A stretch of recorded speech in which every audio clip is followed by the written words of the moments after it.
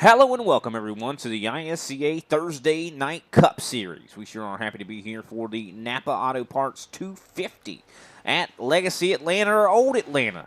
This is, of course, the 2008 scan of this racetrack, and I'll tell you what, it has led to some of the most awesome battles in, I'd say, NASCAR history, just considering. I mean, this is a driver's mile and a half. Of course, I am Brian Britt, and I'm joined in the booth by Big Al. How you doing tonight, Big Al? Hey, doing pretty good, Brian. Excited to be back to the old Atlanta, not the new Atlanta. This one's going to prove to be a little bit tricky, as I remember, if my memory serves me correct. This track's a little bumpy, eh? It is very bumpy. I mean, there are bumps all over this racetrack, on the bottom, on the top. It doesn't seem like you can escape them for sure. So a lot of guys are going to have to try to see if they can't finagle these springs and such to be able to handle those bumps, Big Al, and not drag the ground too much. I know tire wear is going to be a huge deal tonight. That's for sure. Well, how many sets of tires do we got here tonight? Pull up the race facts right quick, I'll tell you for sure. Napa Auto Parts 250, that's 250 miles here, 163 laps here at this mile and a half. Stages are 35 and 75, of course. 5 sets of tires, 4 actually down in the pits, Big Al. 64 laps is the fuel window. Quite a long ways these guys can go. If you go 64 laps, though, Big Al, you are not going to be having a good time with that race car, I'll tell you that.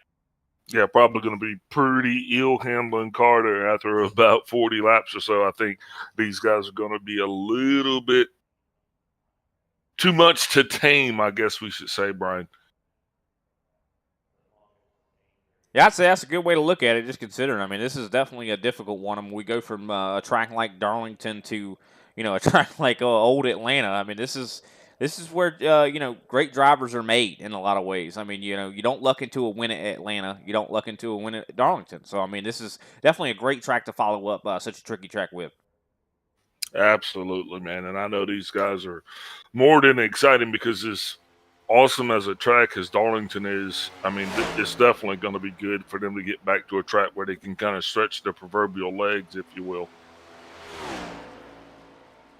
100%. Now, I've been watching a lot of the A Opens this week, and it has been quite difficult for a lot of drivers to maintain their equipment, their tires. I mean, it seems like that is going to be one of the biggest things out there, and also, clean versus dirty air. It's very different, because if you're in that dirty air, it might be a little harder to get over those bumps, Big Al, and you're going to need as much downforce as you possibly can get. In these race cars, we'll have to wait and see how these guys take care of business. So look at that, Greg Wychinski in a little bit of a different paint scheme here this evening. Yeah, that's awesome. As qualifying is underway, man, why don't you talk us through these points here? I thought you'd never ask. Don Avery right now is in the points lead. Of course, not huge lead, though, as Josh Schaffner has, I do believe, just 2 points to get to him, who is in second place. Third place, Matt DeCiani. Fourth place, Darren Kiteman. Fifth, Kenny Powell.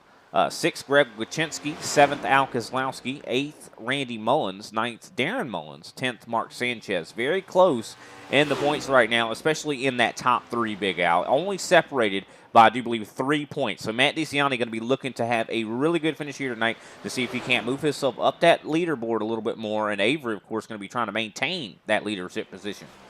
I think one of the best stories, though, that comes from that one transcript right there, though, the top fives. The top fives are going to be the key. And you see Don Avery and Josh Schaffner separated by 2 points, but they both have 5 top fives, Brian. Yeah, I mean, you see that Don Avery doesn't even have the most wins in the season so far. That's Josh Schaffner. But Yeah, Avery has been right. consistent. Yeah, Avery's won both in the Thursday night series as well as the Saturday night series. So, I mean, hopefully he'll be able to get his legs back underneath him tonight and actually be able to either extend that lead a little bit, get a little bit cushion in there, or, I mean, who knows? We're just going to have to wait and see how this one plays out. 100%. See Don Avery right there on the track right now. Now, let's look at the track conditions a little bit here, Big Al. Yeah, these track conditions right now, that ambient air temperature is going to be 79 degrees with a track temp of 95 degrees, down from 99 once we started qualifying, but the wind's still out of the north at 4 miles an hour. These drivers are definitely going to have their hands full because, Brian, I can imagine the track's only going to get hotter down here in what we consider hot Atlanta, the queen jewel of the South. Yeah, I think you're right. I think it's just going to get hotter and hotter and hotter, and that's going to cause these cars to slick up more and more and more. Qualifying almost done here. Greg Carr at the top of the board right now, only by, I do believe, 100th. Well, Brian Johnson slips in at the last second and runs a heater. Now, Brian Johnson was definitely fastest overall in practice, but what about Greg Carr, the 25 driver coming out of nowhere, this being his first season here in the ISCA? I think he's putting his mark on the wall there, Brian, and he is letting these guys know that he is going to be a driver to contend with. Very much so. Well, it seems like we have running out of time here in qualifying. Why don't we go ahead and take that brief step away and play our national anthem? We'll be right back with your starting grid.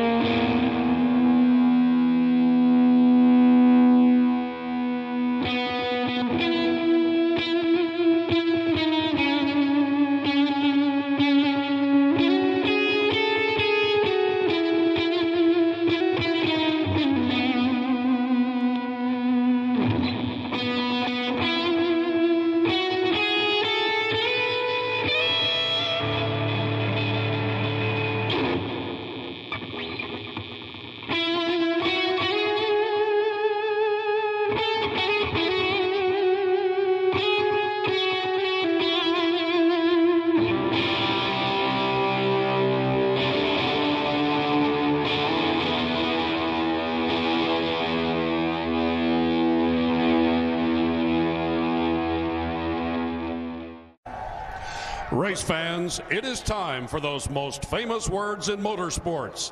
Driver, start your engine!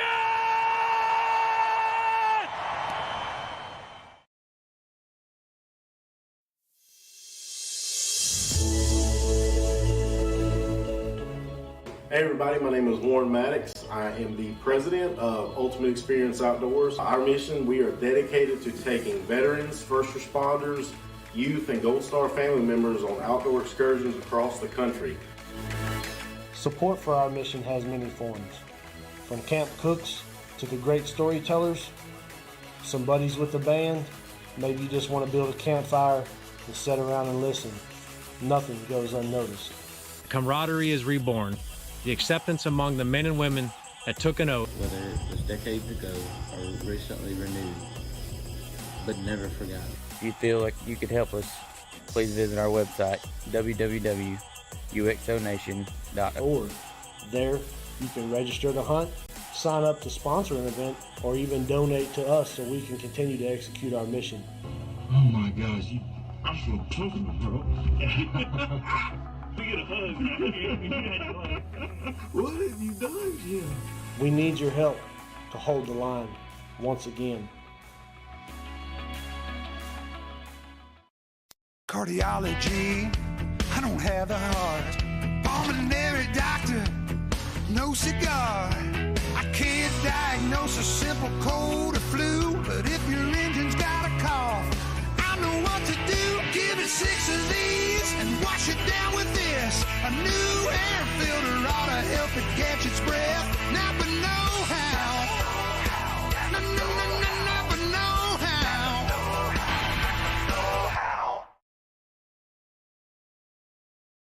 And we are back, ladies and gentlemen. We have the grid set for this evening's action. Brian Johnson setting the qualifying pole here tonight as he gets a 30.455. Of course, Greg Carr getting the outside pole, not far back really in time-wise. Greg Carr definitely very impressive for one of his starts here tonight. Third place, of course, Chris Johnson. Randy Mullins is going to be lined up in fourth place. Fifth place is going to be Kenny Powell. Greg Wychinski in sixth. Seventh place, Darren Mullins. Derek Heitman going to be starting eighth. Ninth place, Mark Sanchez and Matt DeCiani rounds out our top 10. Yep, that's going to put J.C. Evans going to be in 11th with Al Koslowski in 12th. Don Avery 13th with Josh Schaffner on his outside in 14th. Paul Osen comes back in 15th with Matthew freaking McMeekin in 16th. Ryan Strunks in 17th. And Derek Jacobs is going to round out this 18-car field, Brian. Yeah, definitely looking forward to this one for sure, Big Al. Nice size field we got here tonight, 18 cars, and this is about. I think that's the perfect number for a track like Atlanta, especially this old one here. We're going to see guys running on the top, the bottom. I mean, every bit of this track is going to be available for use. Everybody's going to be searching for grip, though, Big Al. Yeah, and I think the biggest thing here, the takeaway from this is that 100% fuel tank. That gives these drivers the ratio that they're looking for, and I think that's the reason why we find ourselves with such a big field here tonight, man. But you know what? I can't wait to get this thing started as the lights are off on the pace car. We'll be going racing here momentarily, man, and I think it's just going to be action-packed and exciting. No, I have no doubts it is going to be action-packed and exciting. This first run going to be 35 laps, I do believe, which doesn't sound like a whole lot, but I'll tell you, it is a whole lot on these tires. And of course, they got that stage number 2. These guys are going to be put through their paces, Big Al, to see who is good at maintaining their equipment. Yeah, absolutely. And we already know some of those names of guys that don't like to save, and maybe they will flourish here in the first stage or two. But drivers are going to have to be cognizant of where they're at on the racetrack. They're going to have to really kind of watch it and conserve their tires. Pace cars off and away, and ready to take this thing green flag racing. And there it is. Green flag is out in the air. Brian Johnson with a good start. Greg Carr still side by side with Chris Johnson. It looks like the brothers kind of lined up together here. Randy Mullins has been fast here in the A Opens, I do believe, at Atlanta. Looks like he's starting to show up as he holds fourth. I'm going to tell you who didn't get a good start, Brian. That was the 5 of Greg Wychinski. Definitely found himself stalled, and that caused Heitman to kind of stack up behind him. So that outside line not really getting a good start that it wanted, but it looks like we're going to meld this thing together and kind of maybe go single file racing for the most part. Still got a couple tandems out there as Don Avery is struggling to find his place in the world here. And we still got 3 wide there for 2 seconds. It's the 25 of Greg Carr starts to slowly slip on back. That's going to make contact with Mullins, Randy type. And right now, man, it just looks a little racy out there. It very much does. As Greg Wychinski goes through the middle, 3 wide, it looks like he's going to make up get 2 for 1 there for sure. We'll have to wait and see how this kind of develops. His car starting to run a little bit higher on the racetrack. Now, that is an option. As I mentioned, that guys can run up there, but it does burn your tires up from what I hear. As you see Matt DeCiani, actually Derek Heitman making some big moves right now as he goes side by side with Greg Carr. You do see Al Koslowski and DeCiani side by side right behind this. So battling is continued. Kenny Powell now trying to go for the top 3. Yeah, Powell side by side there trying to make his way up onto that podium, if you will. But further back in the track, here's G&G teammate Al Koslowski stuck there behind the 25 of Greg Carr. And this is going to stack itself up to be a 3 wide condition again as Matt DeCiani's there on that high side trying to figure out how he's going to stack up in this thing as well.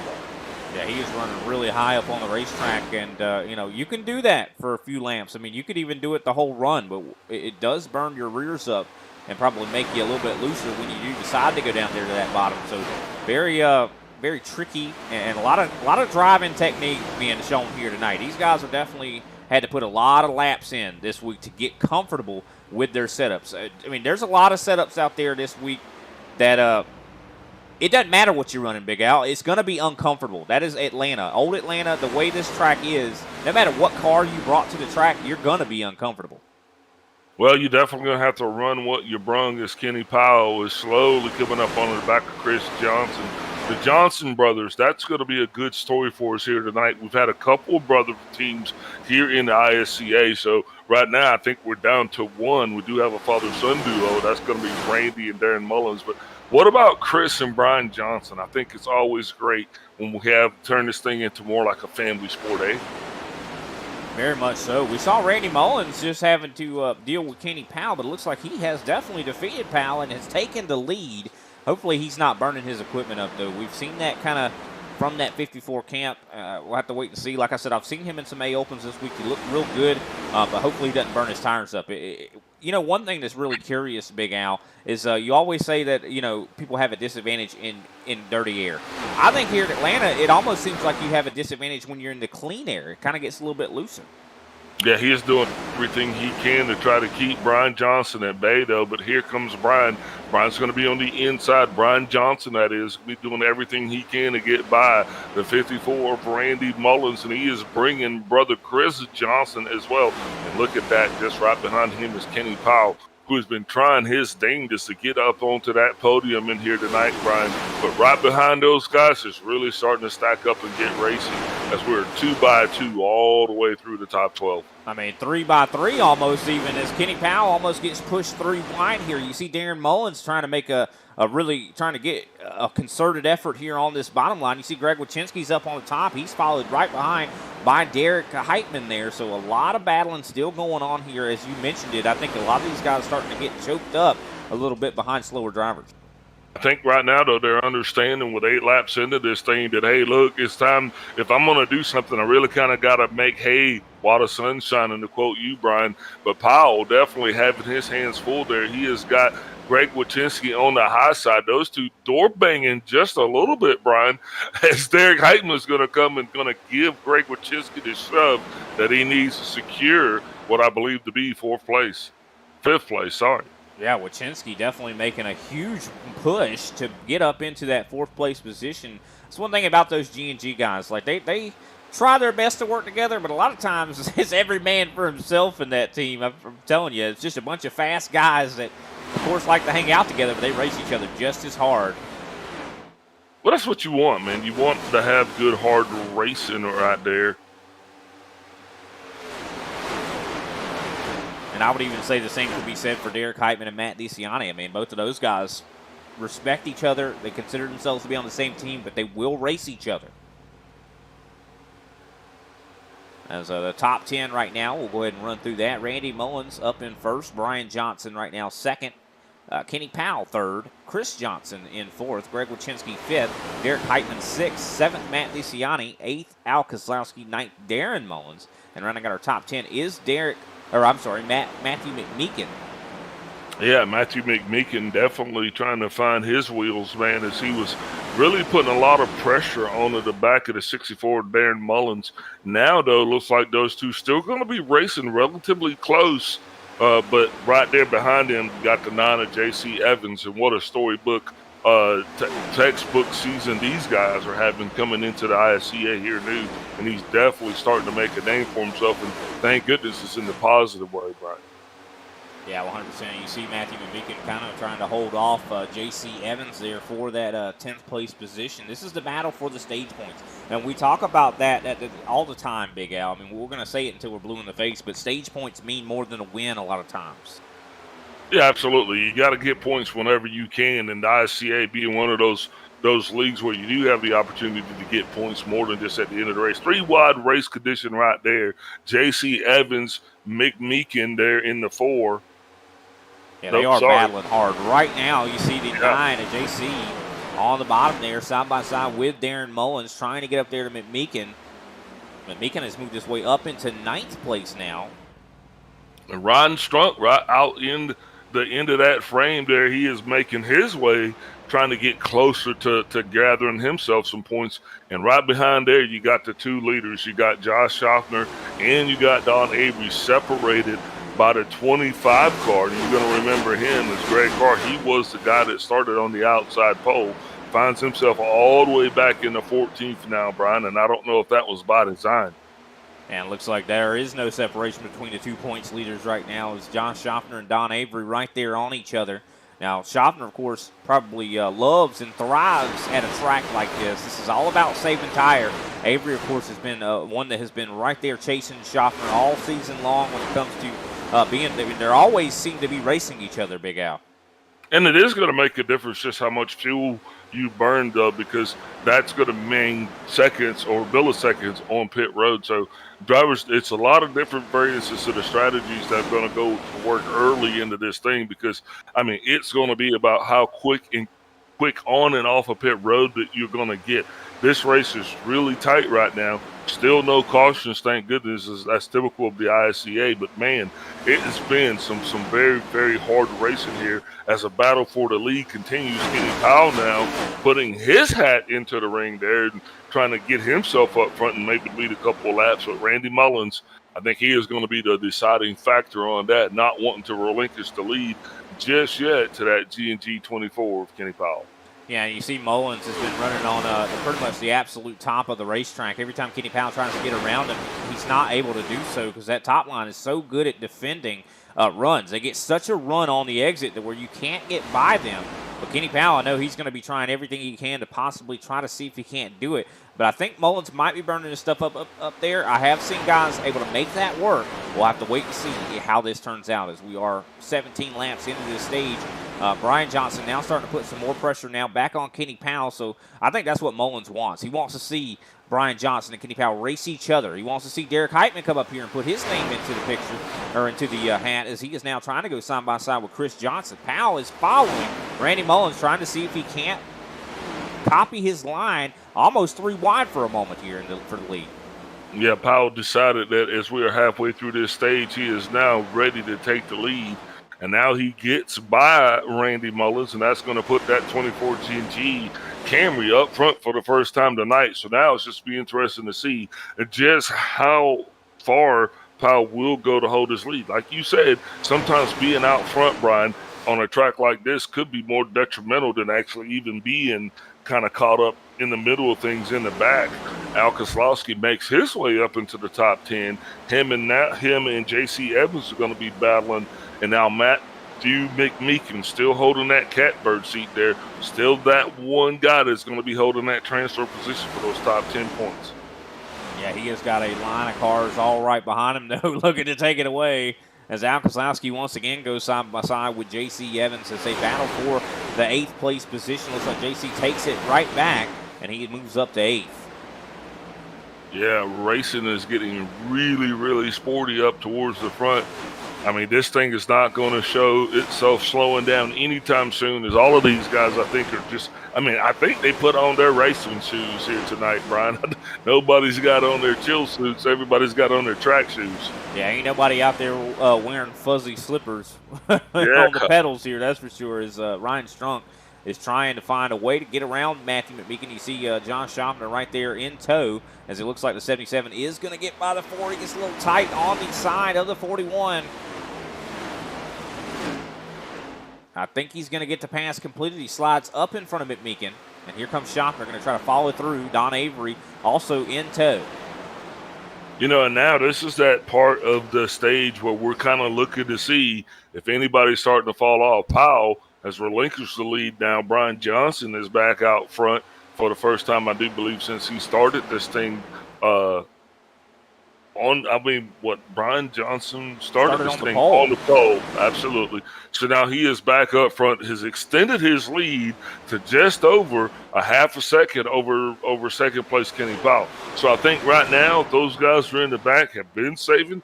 This is time for them to actually kick it in the gear and start going. And going they are, as Josh Schaffner has now made his way all the way up in the 9th place as he gets by the 88 of Al Koslowski. You can see Schaffner trying to put as many drivers in between him and Don Avery as he possibly can. Yeah, but Avery's following suit. As he comes around the high side right there, he's going to be trying to keep that bumper in tow of the 50th Schaffner. I mean, right there doing whatever it takes to get it done, and that's going to put Avery right now in the transfer position to get some points, as we do see a car to slow down on the inside. Well, that's definitely not good. Who's that slow on the inside? That's the 54 car. Car 54, where are you? He's coming down pit road right now. He is indeed coming down pit road. Not sure what's going on with Randy Mullins. We will definitely be monitoring that situation. Yeah, definitely something going on with that car. But I'll tell you what's not going, nothing bad going for Brian Johnson right now is he has just started pulling away. He's been running the fastest lap on the track almost every lap, it does appear. But here comes Kenny Powell. He's going to be trying to see if he can't work his way back up. It's so hard to pull away at Atlanta, just considering the draft is pretty strong here. Also see Derek Heitman and I do believe Greg Wychinski are battling it out quite hard. Also Matt DeCiani running all the way at the wall. Yeah, and you're also going to have Don Avery's going to be battling Josh Schaffner. These two guys right here are definitely – this is going to be something that I think we're going to be wanting to watch here as this race progresses because, I mean, that's just going to be a great show between those two as this race progresses, Brian. Oh, yeah. I mean, especially they are the top two in the points right now. I mean, this is essentially a battle for the points lead, just considering they're only separated by, I do believe, 2 points. I mean, not a whole lot of leeway in between. I mean, that could change so much just in this race. We could have a new points leader at the end of this thing. And I think Don Avery knows that. That's why he's trying to get around Josh Schaffner to pick up that additional point because, you know, I mean, if you think about it, now we're talking about like we're talking about a peanut butter and jelly sandwich right here, right? There's only 3 ingredients. We got bread, peanut butter, and jelly, right? That's where these guys are at. I mean, they are down to it.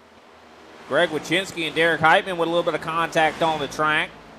As looks like Wychinski's going to slide back, and now DeCiani looks like he's going to get that position, but definitely some hard racing. And, you know, can't shy away. There's going to be some contact here tonight, ladies and gentlemen.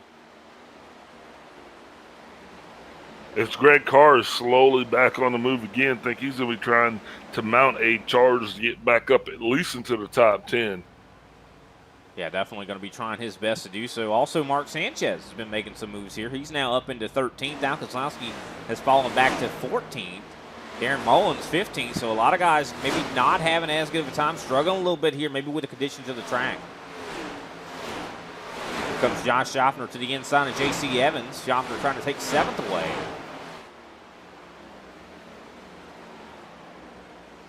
And, of course, this stage ends on lap 35 going to 36, so not too many laps left. I do believe 7 to go here in this stage. Schaffner trying to get every point he can. As Brian Johnson still setting sail. About 8/10 of a second he has on Kenny Powell right now.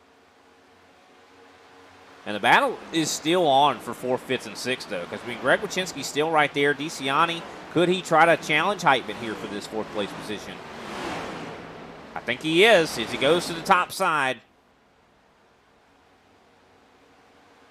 Matt DeCiani also fairly high in the points right now, Big Al. I mean, this is going to be, he's trying to get as many as he possibly can, too. I mean, he could exit this race tonight as the points leader as well, considering I do believe he's only 3 points behind Mr. Schaffner and Don Avery. And although we are mentioning, you know, Avery and Schaffner more, this is really a 10-way points battle, Brian. If you just really get down to it, everywhere from Schaffner to Sanchez is still kind of in the mix of this thing. Well, Avery to Sanchez, I guess you should say. Yeah, these guys are definitely racing for all the points and all the marbles they possibly can get here as DeCiani has taken over the 4th place position. We'll have to see if he's able to work his way up to Chris Johnson. He's running out of time as we have now less than 5 laps to go here in this stage. Now, I hope these guys actually got a lot of takeaways from this first stage right here. Track temps all the way up to 102 degrees. Remember, when we were qualifying, I think we were all the way down at 94 degrees. So that's going to actually, you know, add another layer into the mix. So drivers going to be having to scramble to the drawing board maybe to figure out if they can make some minute adjustments, kind of dial that rig in a little bit as we get ready to go into the 2nd stage. This first stage, though, Brian's been nothing short of exciting. And Greg Carr, who started on the outside pole, you mentioned it, he was trying to make some moves to get back up into the top 10. Well, he has done that. He's now up into 9th place, and he is quickly running down Don Avery. So I would keep an eye on this 25. He seems like he's got himself a good long-run car. Yeah, I really think he probably got his car set up for the long run, and we kind of knew that. We knew some of these guys were going to have to bite the bullet and go for a longer run setup just to kind of make it work. It looks like he might have been, that might have been exactly the pace that he was pulling. But look at how high he's running on the racetrack, Brian. Yeah, he's all the way up almost towards the wall there, and it seems like he's able to just get so much momentum on the exits. And, the car, I think, it seems like it's handling it up there. I mean, a lot of guys set their cars up to run up there, and it works out. I mean, you're able to fly around guys on the exit. And, look at how quickly he's closing in on Don Avery right now. He's going to be on his back bumper going into 1 and 2. Yeah, and Avery probably thinking that the end of this stage probably couldn't come soon enough, as we are 2 laps from the end of this stage as the leader slowly making his way down the backstretch, coming into turn 3. And your leader right now is going to be none other than Brian Johnson, the dude that started this thing on the pole, being chased by none other than his own G&G teammate, Kenny Powell, who's being chased by Brian's older brother, Chris. 1 lap to go now in this stage as we cross the line to lap 35, and Brian Johnson definitely putting on quite a spectacular show here. Of course, I do want to update everybody on Randy Mullins. It looks like he has made his exit. He is now 11 laps down, so unsure of what happened.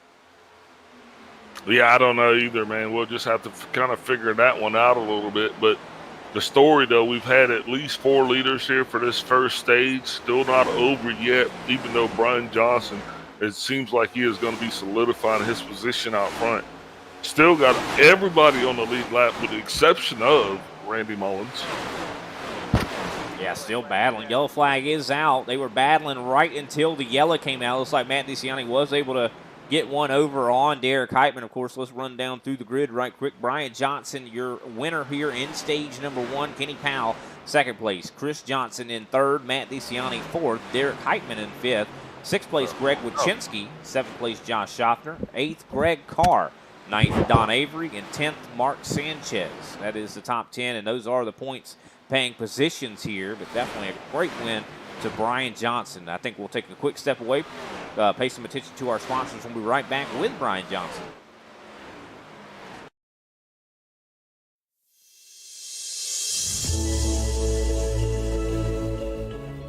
Hey everybody, my name is Warren Maddox. I am the president of Ultimate Experience Outdoors. Our mission, we are dedicated to taking veterans, first responders, youth, and Gold Star family members on outdoor excursions across the country. Support for our mission has many forms. From camp cooks to the great storytellers, some buddies with the band, maybe you just want to build a campfire and sit around and listen. Nothing goes unnoticed. Camaraderie is reborn. The acceptance among the men and women that took an oath. Whether it was decades ago or recently renewed, but never forgot. If you feel like you could help us, please visit our website, www.uxonation.org. There, you can register to hunt, sign up to sponsor an event, or even donate to us so we can continue to execute our mission. Oh my gosh, I'm so talking, bro. We get a hug. What have you done, Jim? We need your help to hold the line once again.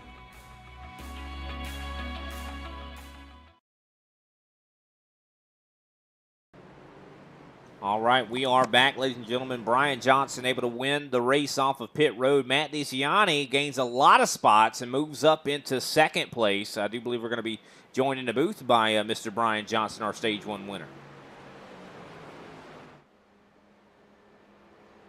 Mr. Brian Johnson, do you read me? I got you. All right, man. Congratulations on your Stage 1 victory. It looks like you had a hot rod there. You started on the pole and you led almost every lap of that stage. How's the car feeling? What are some of the challenges you're having to deal with? Yeah, the car feels pretty good. Yeah, it has pretty good long run pace. Yeah, it's just saving enough tire for the long run. Really, that's the name of the game. Letting some of these guys that want a hot lap go and just sit back and ride. Definitely seems like the strategy for sure. So is it a lot of patience? I mean, how does dirty air feel? Yeah, dirty air, it pushes the car a little bit, but it's not too bad. I haven't been back there too much, but it does affect the handling of the car a little bit. It definitely seems like it. Well, I know pace car lights are out. I hate we didn't get a lot of time to talk with you, but who can we give a shout out to while we let you get back to it? Before we let you get back to it. Yeah, man. Shout out to Southern Spiral Pipe, the boys back at G&G, and you guys up at the booth. All right. Well, thanks, Brian, and congratulations once again on your Stage 1 victory. Thanks, guys. That was Brian Johnson, the Stage 1 winner. Let's see what he can do here in Stage number 2. Of course, this one goes to 75, so definitely excited to see what these guys have in store for us. Has anybody made some adjustments? Have they made adjustments to their driving line? Yeah, well, if it was time to do it, that was the time to kind of get it done. Track temp still holding steady, 102. Pace car soon to be down and away, and we'll be right back at it here, Brian. And there we go. Green flag is back out in the air. Brian Johnson with an okay restart. DeCiani was able to stay side by side with him for just a second, but it looks like he does gas up quickly. Look at Johnson, the gap he's able to create there. Yeah, he has been getting some rocket starts here tonight. Well, starting a rocket restart, we should say. Man, 3 wide racing back in the back, almost 4 wide there. As we got Ryan Strunk, Sanchez, Mullins, and Wachinski kind of stacked up there, really congested area, looking like the 285 coming out of Atlanta. Yeah, definitely is, as they still are battling quite hard. I mean, you see Wachinski, of course, was up closer to the top 5. Now he is back here, I do believe, in 13th, so must have had some problems on pit road. And you don't want to make, a mistake on pit road at a track like this. You don't want to be back in this pack. No, you don't, man. You definitely want to try to get in and out. We were talking about that. That's going to be one of the things I think is going to be key here going on in this next stage, as well as just, I think maybe some guys might even come back down again and just kind of put a little bit more fuel in, because that'll minimize the amount of time that they actually will have to spend down pit road. Derek Heitman slowly making his way around Josh Schaffner. That's going to be a battle for 5th place. That's going to put Heitman all the way up to 5th, which is going to be his highest place so far of the night. Heitman started back in 8th. Schaffner started back in at 14th. Yeah, it looks like Schaffner was able to get by the 76 there, and he's going to try to pull off and see if he can't get up to Kenny Pound. But Schaffner definitely one of the biggest movers here tonight. Also, Ryan Strunk, he's up to 7th right now. He's all over the back bumper of the 76. Yeah, biggest mover, though, Brian, is going to be the one of Matt DeCiani, because he started back in 10th, and, well, right now he's our current leader. And he's stretching his legs just a little bit, just under 9/10 of a second over P2 Brian Johnson. I think this is one of those things where Johnson's just kind of going to let him go and just kind of try to sort it out a little bit later. But here comes Greg Wachinski, almost going to be 3 wide right there with Greg Carr. Yeah, definitely fighting hard. Look at how shaded the racetrack is, too. I wonder if that does anything for the temperature out there. It looks a little bit darker. I think cloud cover might impact this race here, as we do see almost 3 wide here in the mid-pack. These guys are battling hard. Derek Heitman's got Ryan Strunk all over his rear end.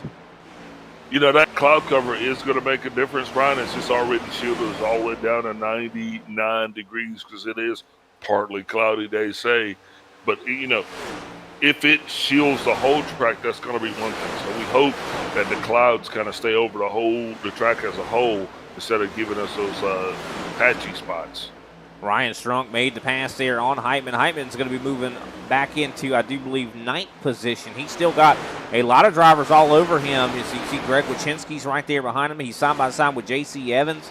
So a lot of battling here. Heitman, I guess, just electing to maybe save the tires, back it off a little bit, let these guys have their day. And that kind of echoes what Brian Johnson said a little bit earlier. He's like, if this guy wants to come up here and take this lead from me, or take this spot from me, that is perfectly fine. I'll save my tires and I'll catch him later. Oh, sideways goes Heitman. DeCiani is doing just that, as he is running away with this thing right now. He's got his lead stretched out to almost 1.5 seconds, Brian. And I mean, I don't know what's really going on, but that is the largest lead that we've seen by anybody here tonight. It definitely is. He is pulling away by a large margin, but Heitman was almost was about to bring that car home on a wrecker. Just considering, I do believe him and Greg Wachinski, I think, got into each other a little bit just a few laps ago, as they still are battling for, I do believe, what is the now 11th place position now. Kozlowski was able to scoot his way on through, but they have a line of cars all waiting right behind him. Yeah, right now, but I think these guys are just kind of following each other for a reason. I think it's time to just kind of lay in wait. You just kind of really got to be patient, Brian. I think that's going to be the theme for this stage of the race, is that as the sun kind of peeks back out onto the racetrack, kind of wakes us all up again. Yeah, for sure. And I think that sun, if it keeps, playing peekaboo with us, that changes the track quite a bit. So we'll have to wait and see if guys are able to maintain and handle that. And, because you have to change the way you drive it, Big Al. When the sun's on the track gets a lot more loosey-goosey. Yeah, well, it's already heating up. So we're just out of the triple digits again, which I do believe we'll be back up to over 100 degrees here pretty quick. And crazy to see. You mentioned it a little bit before about Matt DeCiani. He's out to 1.6 seconds right now. This is the largest lead we've seen so far here tonight, and I'm wondering if it's a mistake, just considering he still has just over 25 laps to go until the end of this stage. I mean, a lot can change in 25 laps. We've seen it time and time again. Guys get out to that over a second gap, and then all of a sudden they fall right back into the clutches. You still see battling between the 76 and the 5 here. Yeah, Heitman and Wachinski, they've been going at it here pretty consistently the entire run.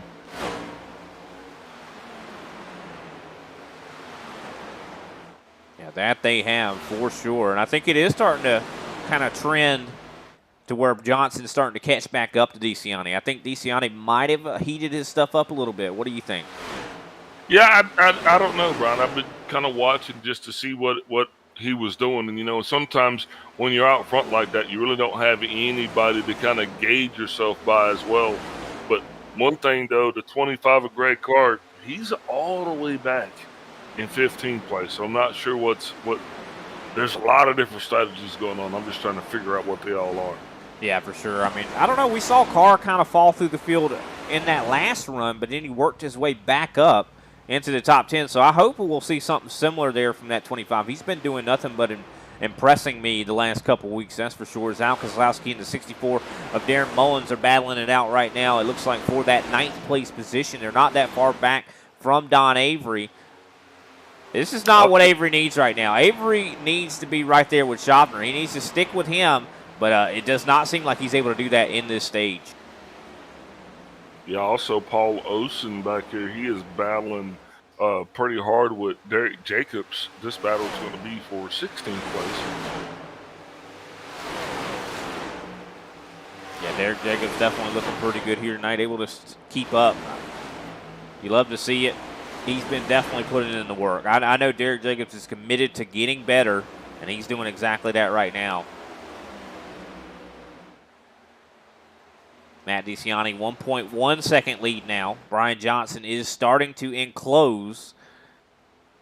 So if I was DeCiani, I would just let these tires cool off. We've seen other drivers, they like to maintain a gap. They don't want to build a gap, and I think that's why DeCiani made a mistake here tonight.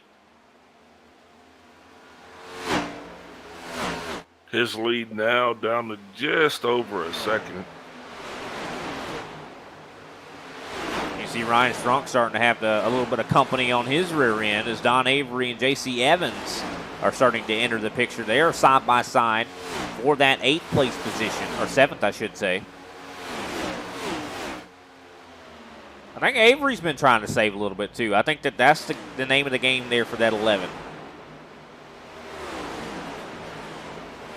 Yeah, 20 laps to go in this stage. Here comes Avery to the inside. And he's going to try to move up into, I do believe, that 6th place position. So only one spot back from Josh Schaffner. This is what he needs, but Josh Schaffner's quite a bit of distance out in front of Avery right now. Yeah, but he can make that distance up. Avery just has to be consistent. He has to run his own race. Don't get out there. You got to run your own pace laps. That's why it's so important that these guys put that time in so they'll know what their lap times need to be consistently in order to get decent lap times up at the end. You can run fast at the front, but you're gonna want to run consistent, because otherwise you're gonna find yourself just slipping all the way back out to no man's land, Brian. Yeah, 100%.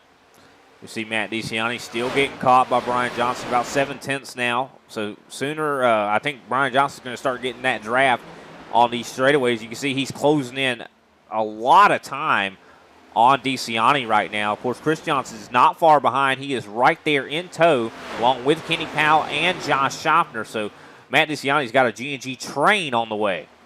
Yeah, and I think DeCiani understands. I mean, yeah, he was out there just a little bit too soon for just a little bit too long, and I do believe it's probably going to cost him at least 4 slots. I would not be surprised if he gets shuffled all the way to the back of this lead pack. J.C. Evans has looked very impressive here tonight in that 9 machine. He is battling right now side by side with the 77 of Ryan Strunk, trying to take that spot away. Of course, that is for the 7th place position, but it's so hard to pass on the bottom here at Atlanta because, I mean, you get loose when you're trying to get back to the gas. That's the biggest thing about this track, Big Al, that is so difficult, is that you have to be really easy when it comes to getting back to the throttle. Yeah, especially coming out of turns 4, man. Once you're coming out of 3 and 4, I mean, it's an egg game. Yeah, exactly. You got to treat that gas pedal like it's got an egg underneath it. It's Ryan Strunk all the way up into the wall there. He's going to try to get the run off. The wall sometimes is your friend here in Atlanta, it seems like. Yeah, he's trying to gain momentum any way he could to get around the 9 of J.C. Evans. Look at Keselowski. He's trying to copy the line. I think he saw what he did and saw it worked for him. Even though he touched the wall, he was faster off the corner. Yeah, and Keselowski's got to be a little bit desperate right now because this is the time right now where I'm imagining his tires are going to go to crap. You know, because he doesn't like to save tires, so he has been out there running and gunning the entire stage right now. So, he's starting to feel that a little bit. Speaking of feeling it, Brian Johnson all over the back of Matt DeCiani right now. That lead down to just 1/10 of a second. Yeah, definitely the battle is on here. But DeCiani's holding strong to it. I think this is what he needs to do. He just don't try to build a lead again. Just kind of try to maintain and defend against Brian Johnson. Force him to burn his tires up. If I was at 1, that's what I would be trying to do. Yeah, I do believe it's indefensible at this point, though. I think it's just a matter of time. These guys didn't catch him because they were courting him. I mean, they caught him because they're faster than he is at this point in the contest. So his best play, I think, at this point is just to try to stay with the lead pack. Not impede these guys, but definitely try to figure out where he fits in there and try to stay with him. But look at Josh Schaffner. He's making his way all the way up into the top 5. I mean, that's going to be a great points day for him. And if you look at Don Avery, who is kind of out there by himself right now, which means he is laced up and tightened up his running shoes. Yeah, definitely fighting hard for the lead right now. You can see top 5 all only separated by 4/10 right now. They are all on top of each other. Don Avery, of course, almost 2 seconds back there. Battle still on for the lead. I'm just shocked that DeCiani is able to hold on as good as he has been, but I think it might be over now. Johnson has gotten the pass completed. Well, the best thing for Avery is what's going on right now up there ahead of him because these guys are all locked in and they're battling.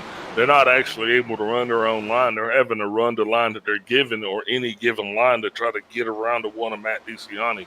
So right now, you've got Chris Johnson that's trying to follow Brother Johnson, and you got Kenny Powell right now, but they're all having to try to navigate around the one car, Matt DeCiani, and I think the only person going to benefit from that is going to be the 11 and Don Avery. And we got packs of cars all over this place as well. I mean, 4 wide almost here, back a little bit further back as you see Darren Mullins, Mark Sanchez, Greg Carr, J.C. Evans all battling it out. Also, Derek Heitman is trying to make his way back through the field as he has just taken over the 7th place position. A little formation flying back there. Oh, yeah, and they're getting close to one another as Heitman gets up a little bit too close for comfort to the 77. 77 has to pedal it to keep that thing underneath them as we have almost now 10 laps to go here in stage number 2. I think that thing underneath him right now is the 5 of Greg Wyszynski as he was actually able to make it around the 77 as well. Heitman now got his cars kind of stuck in the wind. He's going to be trying to reel in Avery as much as he can, but Avery definitely has his sight set on that pack of cars that's in front of him as he tries to best his position. But the best thing is right now, him and Schaffner, they're still right there, Brian. Kenny Powell just making his way up into the second place position, got really close to the wall on the exit of 4. I do believe he did touch it, but it didn't take a lot of momentum away from him here. As you see Josh Schaffner gets around Matt DeCiani, he is going to be relegated back to 5th, and I think you even said that, Big Al. You kind of predicted that, yeah, we'll see DeCiani probably fall back to 5th. I think he'll stay right there, though, as we are counting down the laps here for stage number 2.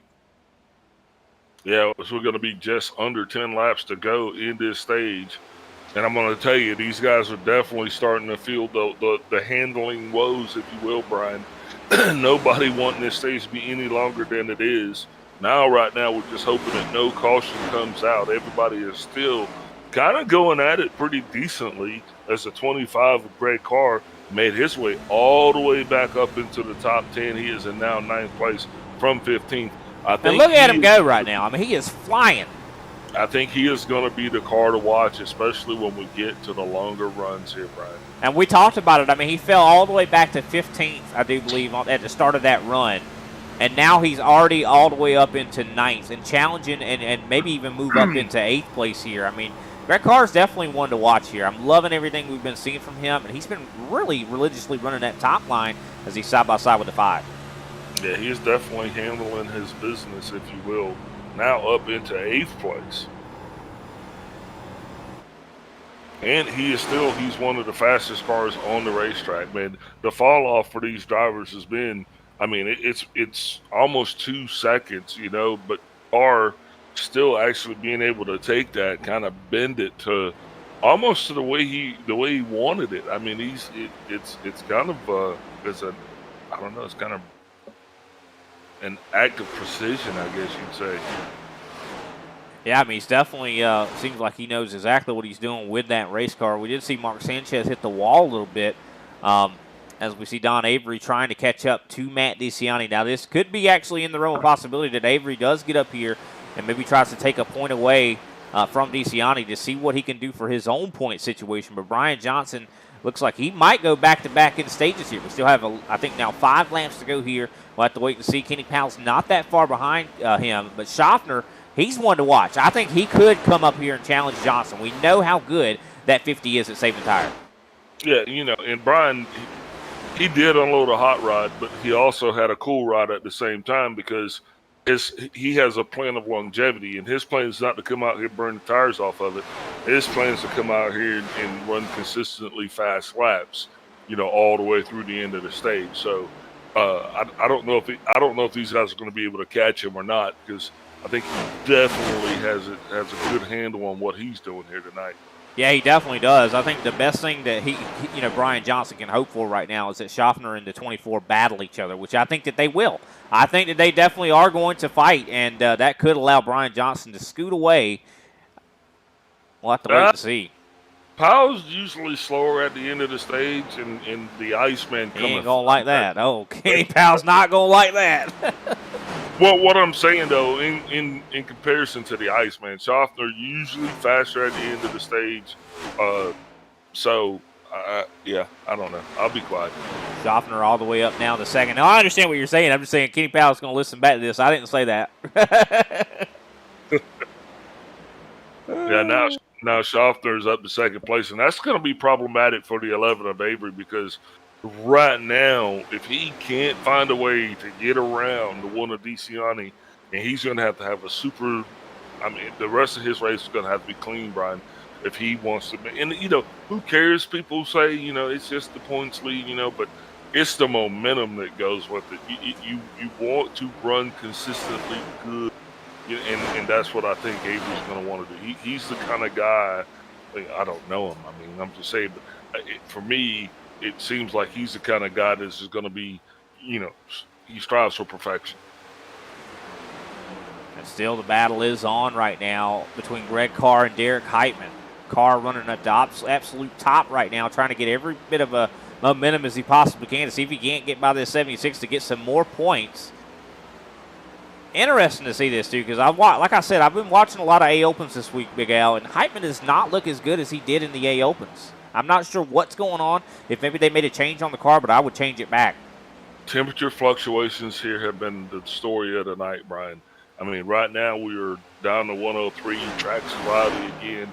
It's cooling off. So I don't know, but I'm guaranteeing that's got something to do with it as well.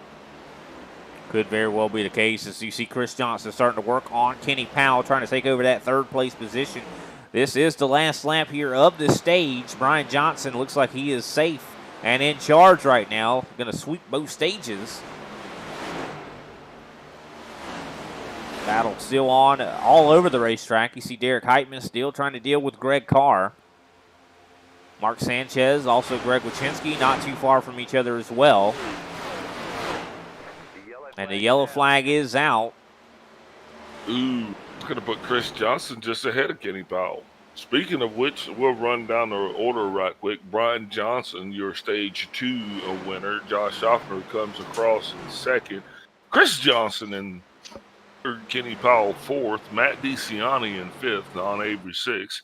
Derek Heitman 7th. Greg Carr all the way up to 8th. Mark Sanchez in 9th. And Greg Wychinski rounds out those top 10 points paying positions with stage 2 in the books.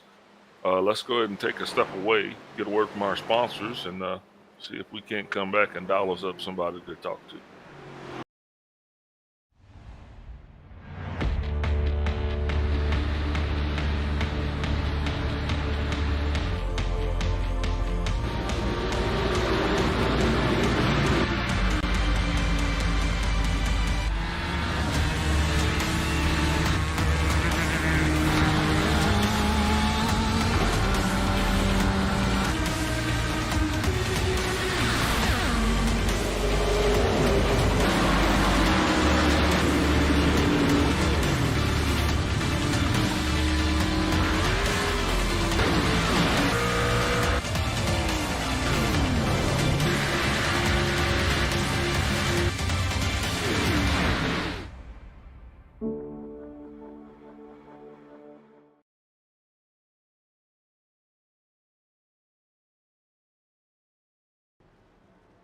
We are back, ladies and gentlemen. As you can see, yellow flag pit stops are underway, and I do believe we're going to see who can win the race off of pit road. This is going to be a very important race to get off of pit road here. Josh Schaffner does not get it. Brian Johnson is going to win the race off of pit road for the third time here tonight, I do believe. Or second time, I should say. I don't know why I said third, but definitely a great race so far from Brian Johnson. But I do believe Big Al is going to be standing by with, I do believe, Matt DeCiani. Is that correct? That's right. Matt DeCiani, Big Al up in the booth. You got me? Yeah, I got you guys. Sorry, I pulled you up a little bit prematurely. Hey, so talk to us about stage 2. Yeah, you know, I am not good at saving tires, so I just can't pass anyone later in the run. So I figured I'd just get out front and see if I could hold them off and probably finish the same spot I would have if I would have tried to save. So that you were doing a little bit of experimenting. As we're getting ready to go into this third stage, what's going to be your strategy here as far as are you going to short pit it? You going to go to the long end?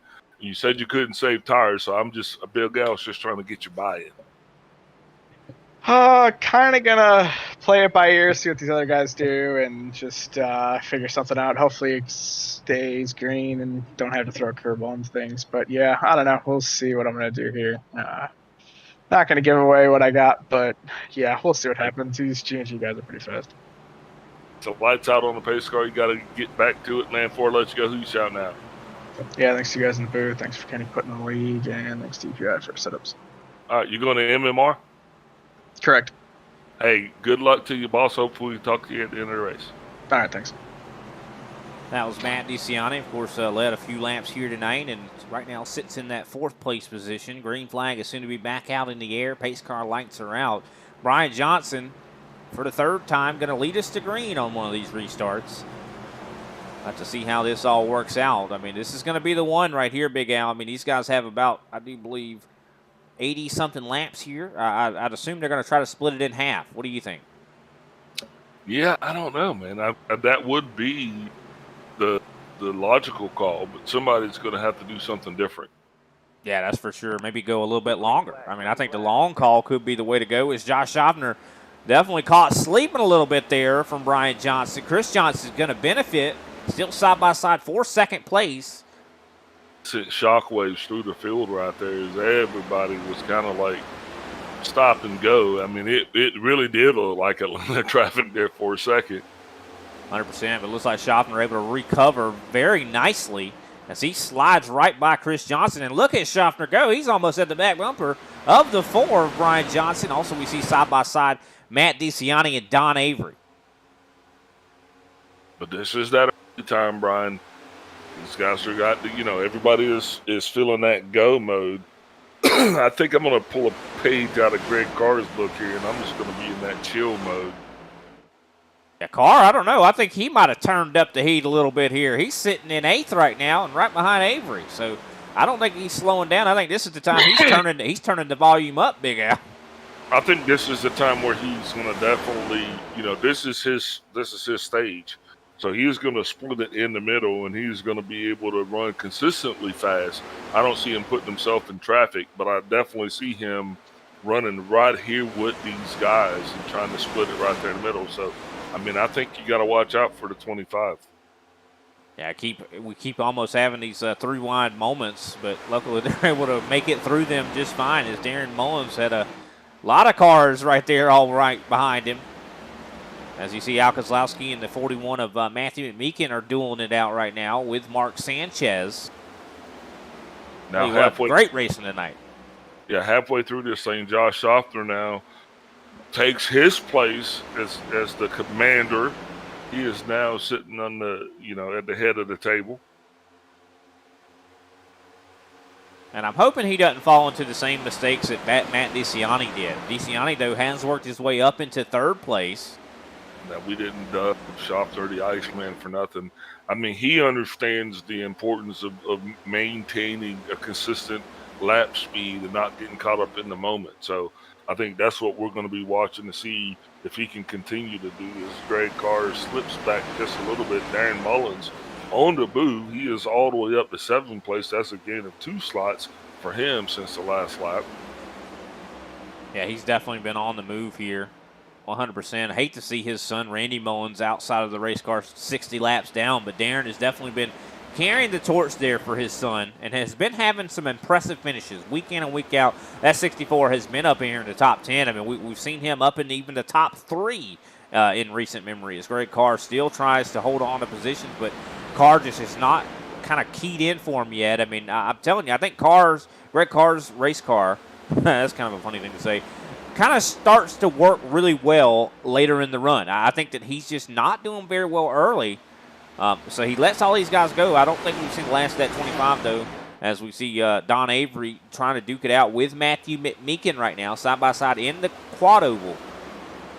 Kenny Powell also having to, deal with some battling that he probably didn't think he was going to have to deal with. Darren Mullins past Kenny Powell, now up into 5th.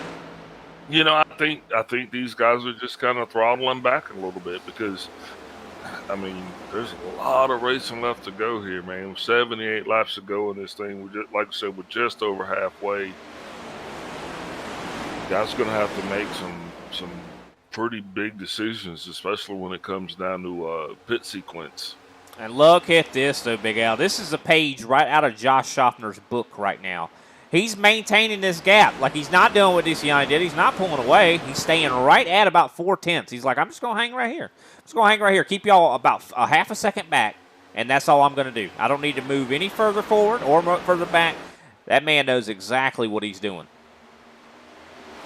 And if he's got a car that is that consistently fast, I mean, that plays in his strong suit. So that's definitely the best thing that he is going to want to do here, Brian.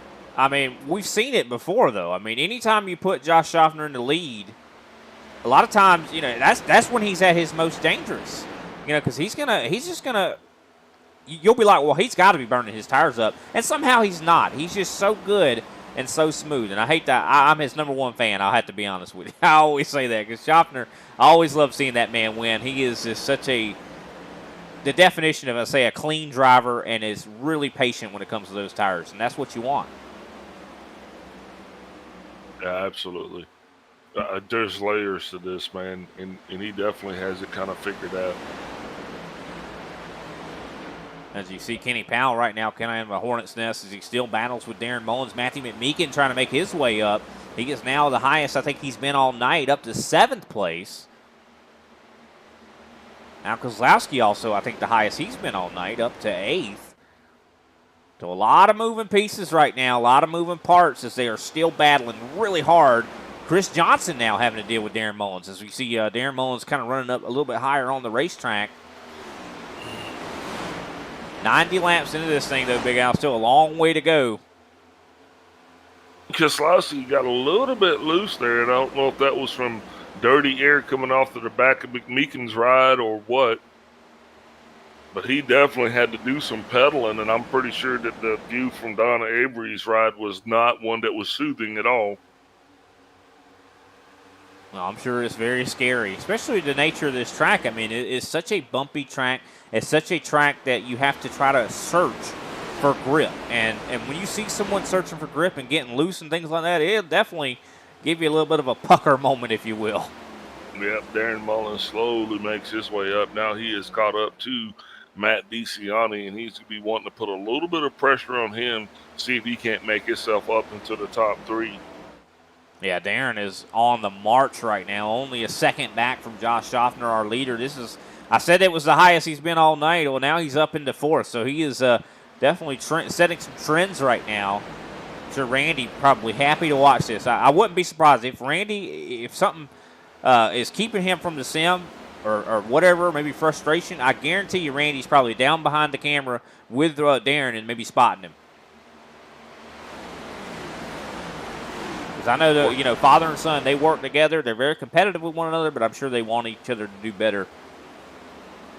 I don't know. I think he might have had an off-track emergency or something that occurred outside of the sim, because he was running strong, and then, he did kind of go down on the line and pit. Oh, wow, Keselowski really loose. Keselowski has definitely been having his hands full here in this run. Yeah, looks like he slows down quite a bit. He's got it saved. He did not hit the inside wall. Track tip all the way up to 111 degrees. So, I mean, drivers are definitely going to be feeling that. I don't care who you are. If I turn you up to $111, you're going to feel it. Oh, yeah. It's definitely changing quite substantially as Chris Johnson now tries to get back by Darren Mullins. Keselowski's going to be bringing it down pit road. Now Mullins under fire from Kenny Powell, so I think Darren Mullins might have burnt his tires up a little bit. You see Don Avery up on the top, going to be trying to make that pass stick. I mean, it might have a little bit of help. It's not too hard to burn anything up when it's 111 degrees on the surface. Yeah, 100%. And just this track itself also just burns them up quite substantially. Yeah, I know, absolutely. Coming into this week, when the switchover happened, I heard a lot of guys talk about, this is going to be a rough week. Ooh, sorry to cut you off there, man, but yeah, this is a rough situation here for McMeekin as Carr kind of comes up into him. These guys are really kind of got themselves in a little bit of a bind with Heitman up front and Strunk there in the middle. I mean, we're kind of making a sandwich that doesn't want to be made here. Yeah, more like a dynamite sandwich. Yeah, absolutely. And you see Carr, I mean, this is when his car comes together. I mean, it starts to work. And he is starting to fly right now. And he does not want anybody in his way. Yeah. I'm moving pieces back up into there. Look at that. I mean, fly right by Derek Heitman. That is not something you hear very often, flying by Derek Heitman. And Heitman's definitely going to be trying to put the screws to try to get that thing hooked up. Because I don't think he appreciates the sentiment either. But I don't know, man. I don't know if he's, I don't know if his car is as good as Carr's car is. Yeah, I'm not sure. I mean, not sure at all, what kind of cars these guys are running. I would assume, I know that Derek Heitman's been better for sure. And I think that what we're seeing here could be a product of the conditions, Big Al. I mean, you talk about 112-degree track. I don't think we've seen that in the A Opens. That's pretty hot. I mean, speaking of, guys not, maybe not going the way they want it to go, Josh Schaffner's now got caught by Brian Johnson. So, I mean, this could go. I mean, I was kind of betting on Schaffner here, but, I mean, Johnson has been consistently fast. He swept both stages.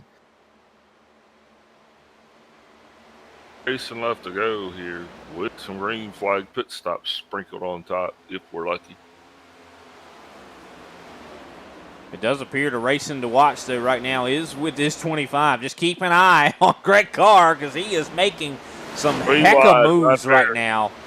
3 wide between him, J.C. Evans, and Darren Mullins. And look at that. Oh, J.C. Evans gets loose. Looks like everybody's going to be able to make it past him without too much trouble. Glad that J.C. was able to keep that. Ooh. Man, wow. The sandwich that doesn't want to be made right there, Brian. I'm telling you what, man. I mean, I'm glad Heitman thought better of that because he was getting ready to, I think, take it through wide, and I just don't think that would have worked right there. That's plenty of room. Oh, you have little faith. Well, it looks like he is going to be able to make that pass stick, though, on Darren Mullins, and he's going to move his way up into, I do believe, 8th place right now. I don't think Darren's done. I think Darren's going to be trying to get his legs back underneath him. I think he's going to be trying to make another run to the front. Cloud cover coming back over the racetrack, that's exactly what we need. That's going to pull that temp back down.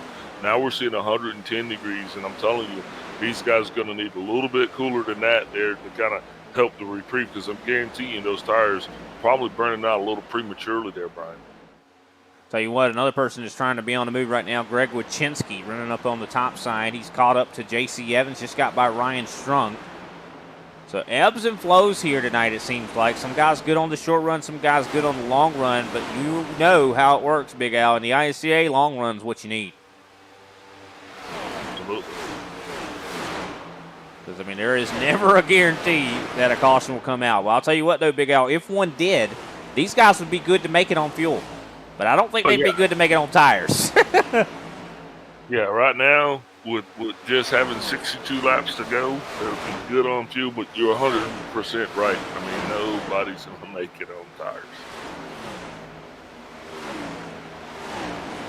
See, these guys are already 24 laps into this run right now. So, yeah, definitely still a ways off until we see some guys starting to go down pit road. I'm thinking about 120 is about whenever I think I would go down. Is that what you're calling? That's what I think. I mean, you already see the fall off has been just monstrous. These guys started off with 31 second laps, now up to almost 33. A lot of the field is hitting 33s, and I don't think it's going to stop there, Big Al. We could even see 33, 0.5s, even a 34 second lap from the guys that are struggling. Yeah, but we were seeing that just at the end of stage 2, though. So, I mean, it's par for the course. I think the guys, I think here's what you're telling your driver. Look, suck it up. I mean, you wanted to drive the car, drive the car. We did him stay out as long as he possibly can at this point, Brian. Looks like Derek Heitman has caught back up to Greg Carr. He's going to be trying to take that 7th place back, and I think he's going to get it. Oh, Carr into the outside wall a little bit there. But Josh Schaffner, still your leader. He has managed to hold on to it. Brian Johnson, I mean, this is just normal for Josh Schaffner. You think that, Brian Johnson's catching him, he's probably going to take the lead from it. Well, Schaffner likes to lure these guys into a false sense of security and give them extra confidence. And then whenever, he makes them burn their tires up. Telling you, the Iceman, he more like he plays mind games with these guys, Big Al. He definitely does. I mean, but I don't think Brian Johnson's one to fool with. I mean, these guys are teammates, so I think they got a pretty good idea of what each other is doing. As Paul Olsen in the 43 now finds himself down pit road. Paul might be like a couple more guys that are going to probably try to do 2 stops on this thing. And that could be a good strategy. I mean, you see how much these guys are falling off, Big Al. I mean, you gain that back with the new tires, but then again, I mean, the time spent on pit road, that's a lot of time.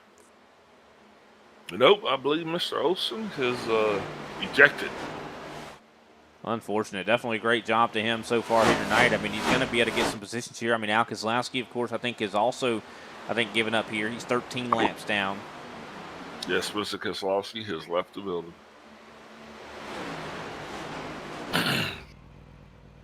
But right now, Josh Schaffner is your leader. Brian Johnson, 2nd place. Chris Johnson in 3rd. Kenny Powell, 4th.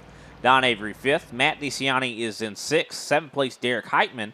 Greg Carr in 8th. 9th place, Mark Sanchez. 10th, Greg Wachinski. So definitely a good top 10 right now. A lot of guys, it's been moving. I'll tell you what, Big Al, I mean, never expected this to be our top 10. You just never can predict what the top 10 is going to be here in the ISCA. Yeah, never can. And Darren Mullins is going to be 11th, Strunk 12th. Evans is going to be 13th. McMeekin 14th. Derek Jacobs still holding in there at 15th. Then we got Paul Olsen 2 laps down out of the car. Keselowski 15 laps down out of the car.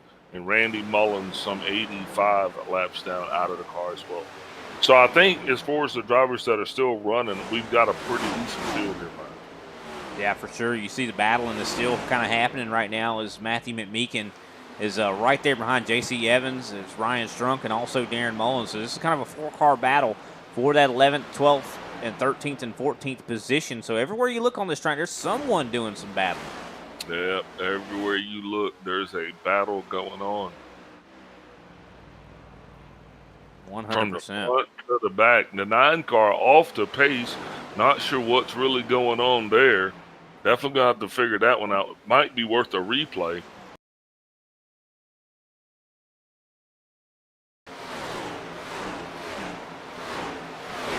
Take a look back at it right here and see exactly what happened here to this 9.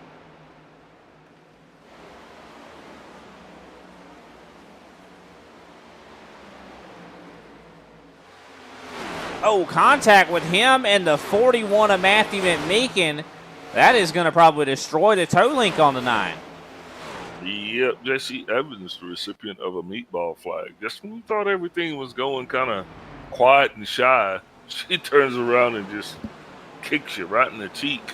You hate to see that from J.C. Evans. Has had a solid race here tonight for sure, and just unfortunately see some contact there between him and the 41. He is still limping that thing back around down pit road. Good on him. I think he is probably going to try to get it repaired, Brian, and actually get back out there. Yeah, of course. So usually with a broke toe link, I do believe that is like 8 minutes required repairs. So hopefully he's able to get that done quickly. Yep, 8 minutes is what it is.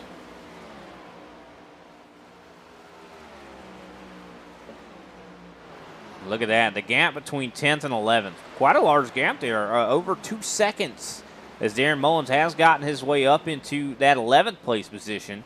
But Ryan Strunk not far back. Ooh, Matt DeCiani taking the long way home. Yeah, he is taking a trip through the grass here. Not sure what that was about. Might want to take another gander at that one as well.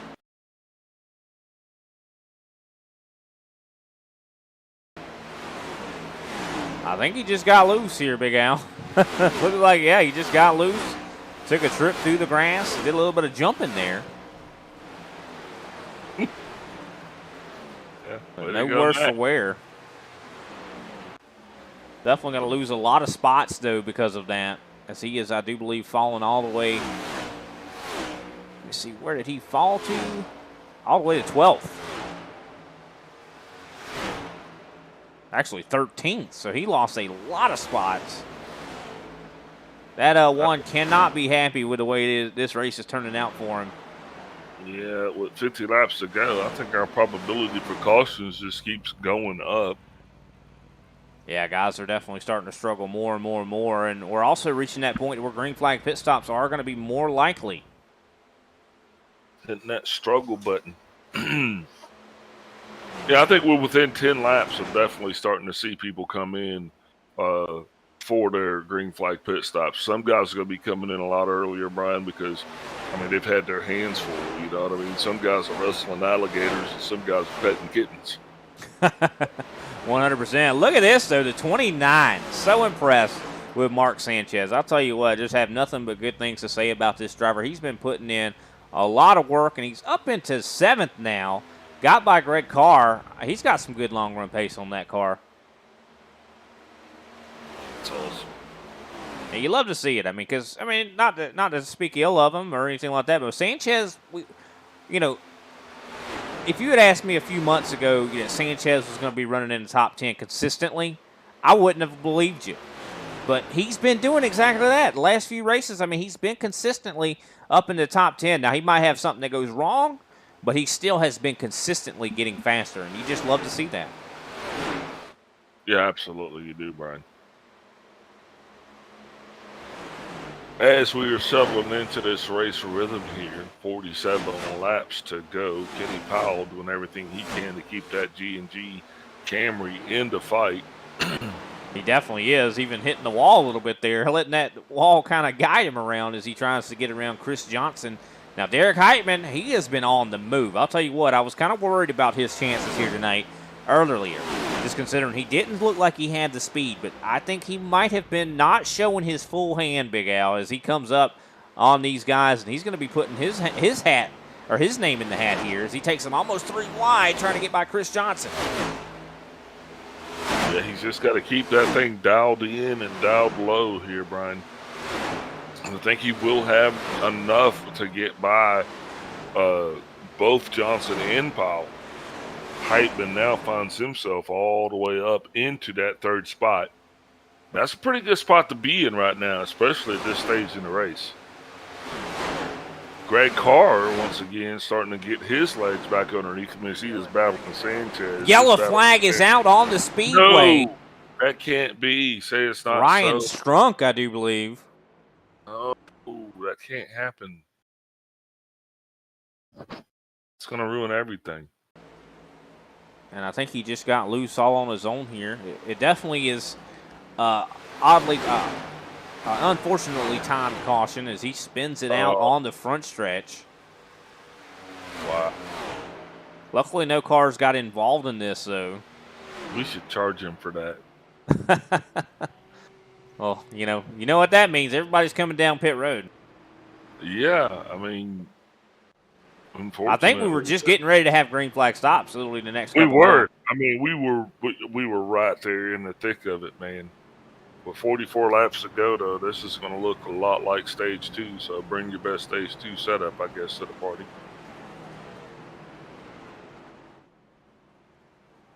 You think that was on purpose? I don't think that was on purpose. I think he just spun out.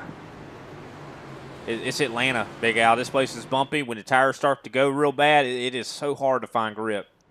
Well, you know, I just for the sake of conversation, I was asking.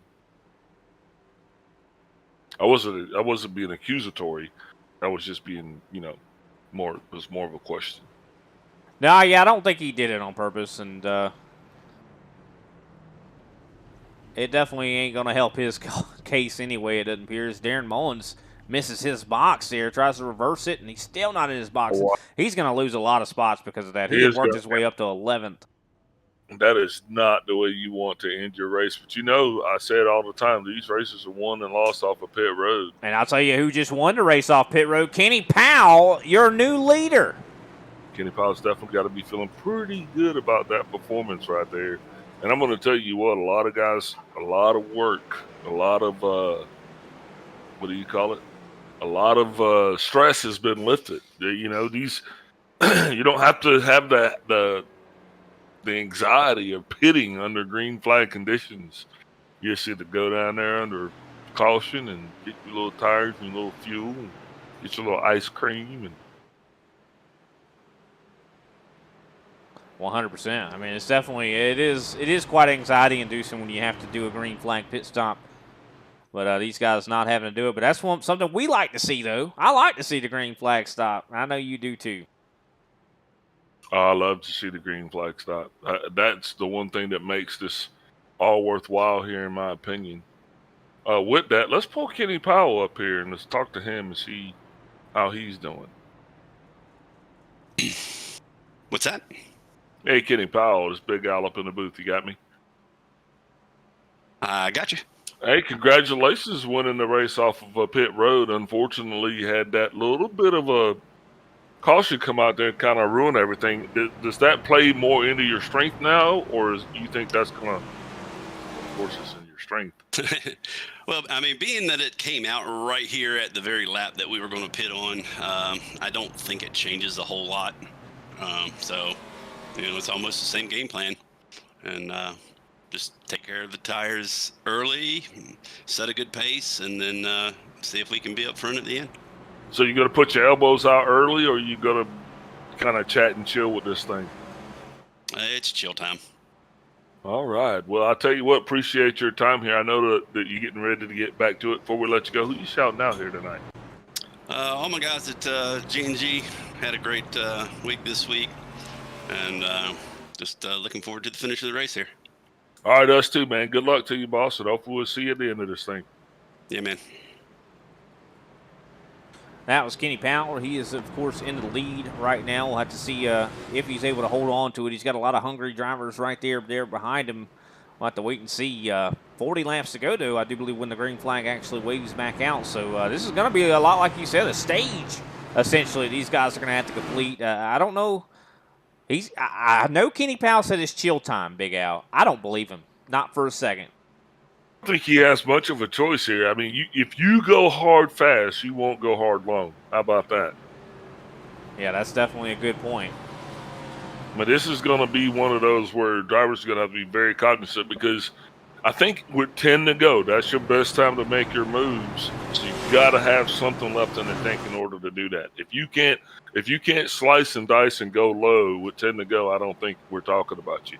Speaking of that, the 9 car of J.C. Evans is actually making his way back out onto the racetrack, so he's got to be feeling pretty good. Yeah, of course, as good as he can be, 12 laps down, but glad to see him get back out on the track, just trying to get as many laps as he can. A lot of times, not giving up could be the difference maker when it comes to how many points you get. And you see the pace car dipping down pit road, and the green flag is going to wave once again as Kenny Powell in control of the field. Wow, what a start there. Derek Heitman able to stay side by side. Not the best start for Kenny Powell, but I don't think he wanted to really put a gap on. I don't know. Look at this. He is flying out of turn 2. I don't think that was on Kenny. I think Kenny had actually a good start. I think the rest of the field just kind of had a good start as well. Yeah. Here comes Josh Schaffner. Of course, he was the leader just a moment ago. Now he is up to third. Going to be trying to get by Derek Heitman. Of course, Heitman is going to be trying to do everything he can. He wants to see his name up in the lights. Heitman's a guy that wants to win this race. Don Avery also, he has got the fire underneath him as well, Big Al. Yeah, but what about Heitman all the way up to second place? And this is, like you said, Heitman knows these tracks. This is the Atlanta from 2008. He would definitely be familiar with this particular scan, so don't count him out of it just yet. But this is go time. This is that stage where you got nothing left to hold out here, Brian. Yeah, this is when the cards go fully out on the table. You make your bets and you stick with it and race it to the end. Heitman really pushing Schaffner going into the turn here. He's going to be making sure that Schaffner is feeling every little bit of it. The strut goes way high in the back of the field. And right now, this is a race that's going to be gone from the first place of Powell all the way back to the 10th place of Ryan Strunk, now Mark Sanchez. And look at that, Ryan Strunk all the way to the top, 3 wide right now as he is getting some monster runs. I don't know, Big Al, I might look back at what you said earlier about Ryan Strunk. Did he bring that out on purpose? It's not helping him at all? He's moved his way up into the top 5. I don't know, Big Al. I'm going to have to look back at that spin a little bit harder. Look at the drive off. He is flying right now. But then again, this is not going to be sustainable. He's not going to be able to continue to do this for very long. He's burning the tires up, but he is moving, and it is beautiful to watch. He said, I'm doing it now. All the way up to 3rd place. Yeah, he is absolutely flying right now. And I think Josh Schaffner and these guys, they're going to let him go. Because, they know that, there's nothing you could do. Just stop him from doing it. if he burns his tires up, then you'll be back to him in a moment, How would you stop him? He is, I don't think you can. He's flying. Maybe hit some lights or something, some blue lights in your car. But, yeah, this dude's on a mission. Put some speed bumps out there because Ryan Strunk would fly over him.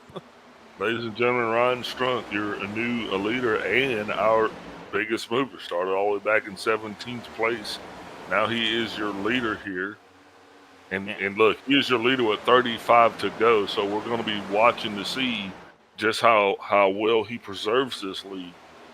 Yeah, I mean, you think about this, though, Big Al. The man brought a caution out. I mean, he spun out, caution You came out. said he brought a caution out. No, he did. I'm not saying he brought it out on purpose. I'm just saying technically it was Let's just his say the caution accident. came out. Let's just say the caution came out. The caution came as a result of him spinning out. Yes. And he is now in the lead. I mean, how about that? That is what? That's one of those hold my beer kind of moments, isn't it? It definitely is, because he is flying away right now. Almost a second he's got on Kenny Powell. And for my next trick. Yeah, but we understand how that plays out, though. You got to be very cautious with leads here at this racetrack at this point. I mean, right now, sun's back out. It's $112. I mean, that's about as hot as we've seen it here tonight, and I think it might just go up a couple more digits. So that and the pace that he's running, those two things don't last long. That's what I'm saying. This is not sustainable. I mean, look at his lap times right now. 31.4 last time by. I mean, that's like. I mean, he was like a half a second faster than everybody. That's like throwing rocks at the cops. I think. Oh, there's he into the wall. I think he's already overheated him. I think he's starting to slow back down again. Yeah, 31.716 there was his last time. We'll see what he pulls this time once he comes over the line. I mean, and he is blistering that pace right there. Yeah. Nobody on the racetrack anywhere near close to that. Now he's at a 31.830, still faster than anybody else on the racetrack. Only one of 3 cars that are sub 32. No, we got a lot of one of 2 cars that are sub 32 second laps on that one. Yeah, 100%. But I think because he was substantially faster than everybody before, but now he's starting to lose steam. Did you think, though, that he knows that is the reason why he's that much faster than everybody else? I mean, I would assume he does. Or do you think he's really that much faster than everybody else? I think he's doing kind of what DeCiani was doing earlier. I mean, he's trying to pull away and hoping that he's able to maintain that. But, I mean, we got a little bit less than now, 20 laps to go. That's still too long for him to be able to maintain this kind of pace. But, I mean, I don't know. He's starting to back it down a little bit. Maybe if he can cool his tires down, he could be in good shape. We'll have to wait and see. Man, yeah, but Schaffner and Powell, they're both right there behind him, chasing him. I mean, literally. You know, like you say all the time, it's that carrot on a stick mentality, and I don't know if that actually is just applying to him, or does it apply to Powell? Does it apply to Schaffner as well? And then what about Avery? You know, he is sitting back there in the 4th place, and at some point he's got to be like, man, either these guys are really fast, or he's thinking to himself, man, these guys are really crazy, or he's thinking to himself, man, I'm slow. And I don't think he's thinking that he's slow. I think he's probably wondering, what the hell? Yeah, I think he's definitely thinking that for sure. I mean, he's doing better than he has all night. Don Avery's up to 4th. I mean, I think this is the highest he's been all night, looking really good. Avery, once again, in the early runs, he just does not look good. But I think Heitman is going to start coming to his own here. I think a lot of guys still haven't played their full hands yet. You know what's funny, Brian? What's that? DeCiani and Greg Carr are running side by side right now. And remember, these 2 guys should understand the whole concept of saving, right? You would hope so, but then again, I mean, just like we hear from plenty of people that it doesn't seem like they have that mode, that saving mode. Well, you know, DeCiani even said himself that, you know, he experimented. You know, either I go as hard as I can and end up here, or I just, you know, drive it and end up here. So I think he knows where he wants to end up, and I think he might be just kind of like, you know, what do you call it? I think he's just kind of like playing a safe bet. Yeah, I think he's transponding it, you know. He was actually saying, hey, look, this is where I want to be. And he's kind of making it happen. Because he knows he's got a 5th place car better. And I think at this point, he's trying to get up there and see if it can do better. Yeah. Kenny Powell, though, has taken the lead from Ryan Strunk. Josh Schaffner just got by him. So Strunk is definitely not moving in the right direction right now. Well, worst case scenario. Oh, Lord. Greg Wychinski's been looking really good tonight. I'll tell you, that new paint scheme, usually I don't see him in his normal paint scheme. It's like he's going to not do very well. But he is definitely right there on Avery. I mean, Avery probably was calm and breathing a little bit, a little slowly, but now I think he's starting to breathe a little fast, probably hyperventilating as he sees that 5 come up on his rear end. And no disrespect to you, Mr. Ryan Strunk. I was just joking. We just fooling about.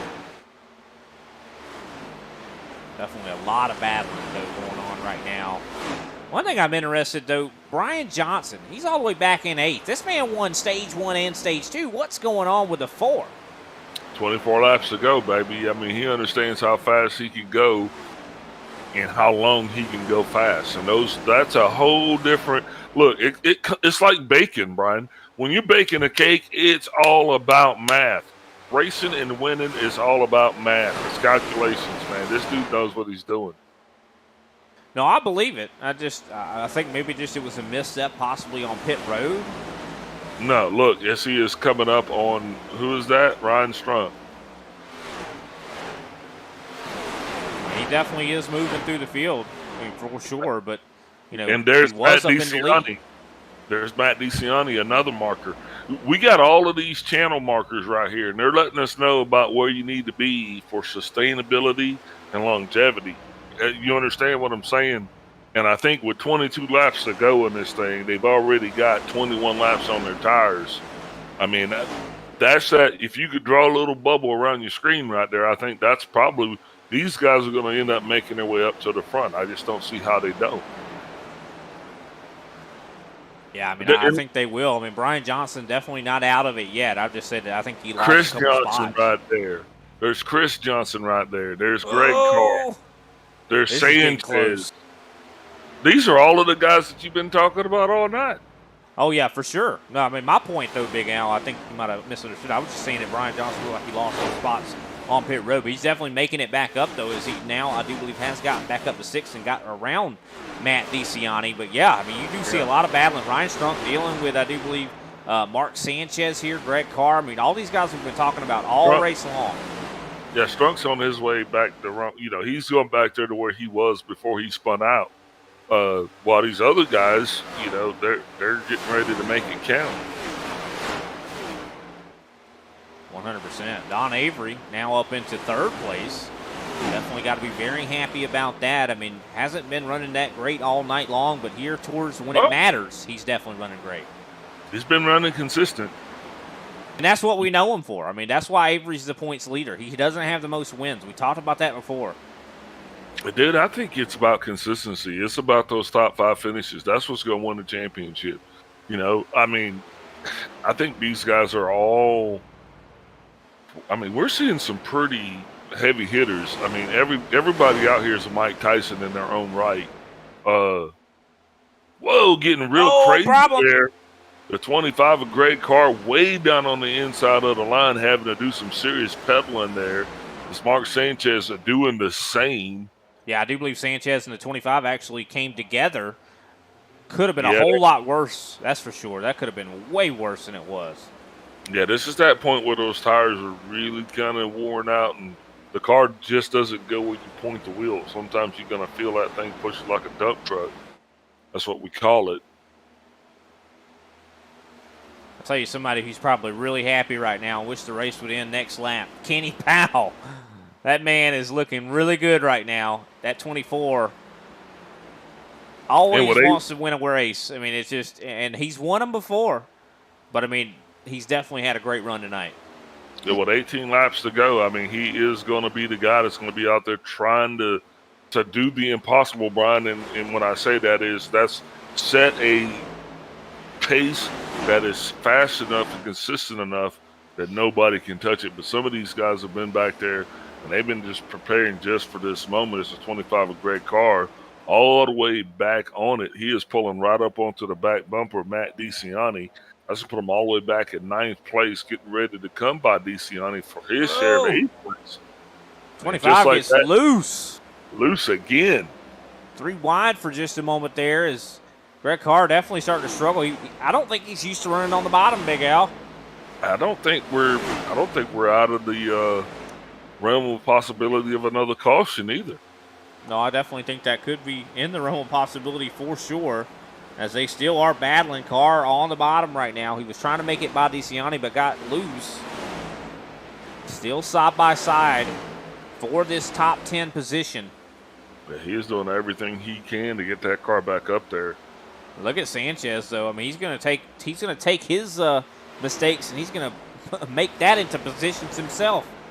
At 15 laps to go, Sun's back out on the racetrack. Kenny Powell doing everything he can to preserve his lead, which is now 1.6 seconds over third place of Brian Johnson. Derek Heitman in fourth, over 2 seconds back. So Powell right now definitely playing all of the right songs on the radio. He is, but I'll tell you who I would not want to have behind me. Josh Schaffner. And Schaffner is catching him. I think he's going to continue to catch him, but then again, the dirty air could impact that. We'll have to wait and see. Of course, Brian Johnson's not out of it yet. I mean, he's only 1.5 seconds back here, and he's running some really, really fast laps. I think that this could get very interesting towards the end of this thing as we now have 13 to go when we cross the line. Well, this will get very interesting because right now it's go time. I mean, it's time to put the hammer down. It's time to start trying to close these gaps up. Kenny Powell, 33-second lap on that last one. Definitely not his best effort. Yeah, he definitely was about a little bit under a tenth off of Josh Schaffner that last time by. But, I mean, Brian Johnson, 32.8. I mean, he is faster than Schaffner right now by a tenth. That's what you should be looking out for. The guys like that are running these fast laps like Johnson. I mean, Derek Heitman, of course, he's about now 2 seconds back from our leader. He's been working forward all race long. Soon to be 10 laps to go. 11 this time by. Can Kenny Powell hold on? I think if he gets beat, it's going to be by one of his own teammates. Yeah, if he gets beat, he will be beat by a champ. How about that?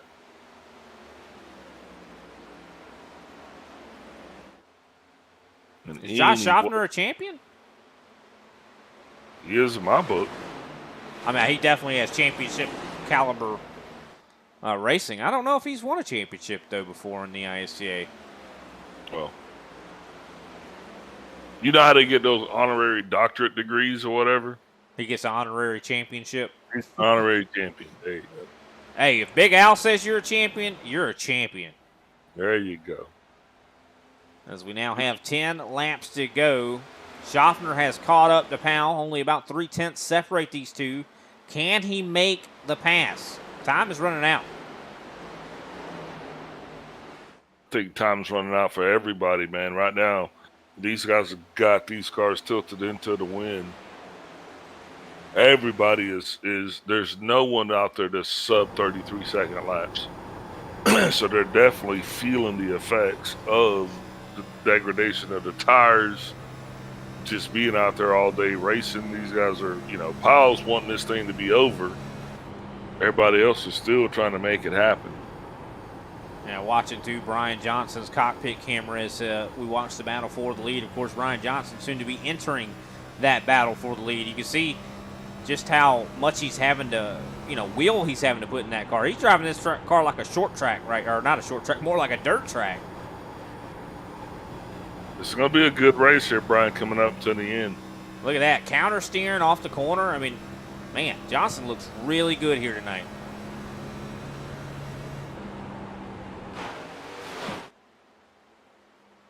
This is going to be a close one. Here comes Schaffner trying to get underneath Kenny Powell. Not quite able to get there. Derek Heitman might even enter the fray as well as we have almost 8 laps to go. Heitman definitely is going to try to get there. Johnson's going to try to get there. Wachinski is going to try to get there. Avery's going to try to get there. Right now, these guys are definitely going to, because as that battle for the lead intensifies, it's going to slow these guys down. I mean, Powell's going to be concentrating more on blocking and I mean, yeah, so that's going to allow a lot of drivers to catch up. 7 laps to go.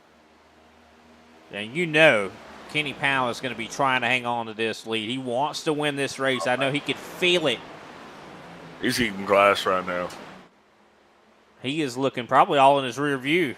He's like, oh, he's gonna be up till 4 o'clock in the morning just watching the replay of this thing right here. No matter how it ends, he's just not gonna believe it. As Schaffner now has Johnson on his outside, Johnson trying to throw his hat into the ring. Yeah, this is not going to be a simple battle here. I mean, because I do believe Heitman is going to get up here. Heitman is about to. He's coming up here too. Heitman's on his way. See Brian Johnson side by side with Josh Schaffner right now. And that's got to make Powell smile just a little bit. Yeah, he wants him to battle. This is good for Kenny Powell's chances here. 5 laps to go. Will Powell be able to hold them off? Will he be able to do the undoable, the unthinkable? Clinchable. This is going to be a tough one. I mean, this is going to be a 4-way battle for the lead and the win here tonight. Now less than 5 laps to go. He is definitely feeling every bump on the racetrack right now. He's got to be definitely got to know the smoothest way around, and that's the way he is going to be taken. Schaffner trying to get back there once again. Brian Johnson moves to the top side. Everyone looking for as much air as they possibly can to get to that nose. Derek Heitman moves up into the fray as well. Ooh-wee. Ooh-wee is right. Brian Johnson up to the top of the track. He's going to get a heck of a run off of turn 4. Oh, gets real close to the wall. Oh, contact with Schaffner. Johnson. Yellow flag is out. Wow. They were racing so hard for the win, Brian. Right there. This is going to be a green-white checker. Schaffner's going to be sending out some I'm sorry cards. I mean, right now, I guarantee you, over there in that G&G Discord is, yeah, man, my bad, bud. Sorry about that. Both of these guys just racing so hard. Schaffner just, unfortunately, losing it. Yeah, I think he just got limited dirty air. Got loose right here. Overcorrected, and boom. Yeah, and the bad news is Brian Johnson receiving that meatball flag. Schaffner gets to live and fight another day. Pit road is busy. Busy as everybody elects to come down. What a wreck. Dang. That just, I hate that for Brian Johnson and Josh Schaffner. I mean, that was turning out to be one heck of a finish. I think we're not. I think we're still going to have a good finish, though. Well, it's still going to be one heck of a finish here. I don't know what you're talking about. You got a lot of fast cars, but unfortunately, they're still trying to make their way down pit road. Kenny Powell definitely having the advantages. He was one of the first ones to come down pit road. He should be one of the first off. I think that is going to be the case. Powell will be your leader off of pit road. Now, here's the thing. This is a Q-type setup right here, Brian, where, you know, man, it's going to be all on the launch. It's going to be on the control, and it's going to be on the placement. Yeah, for sure. I mean, I wouldn't be surprised if some of these guys toss some air pressure in and, you know, all the tires there to try to see, you know, to get it up to a higher pressure for these 2 laps, because you don't have to make it very long. I mean, 2 laps. I mean, like you said, qualifying is kind of what you would maybe, if you could adjust the car to make it fast just for 2 laps, that's what you're going to want to look for. But, man, this is going to be a huge points deal here. Don Avery, coming into this race, of course, was the points leader, and I think he is going to exit as the points leader, just considering Josh Schaffner now 2 laps down.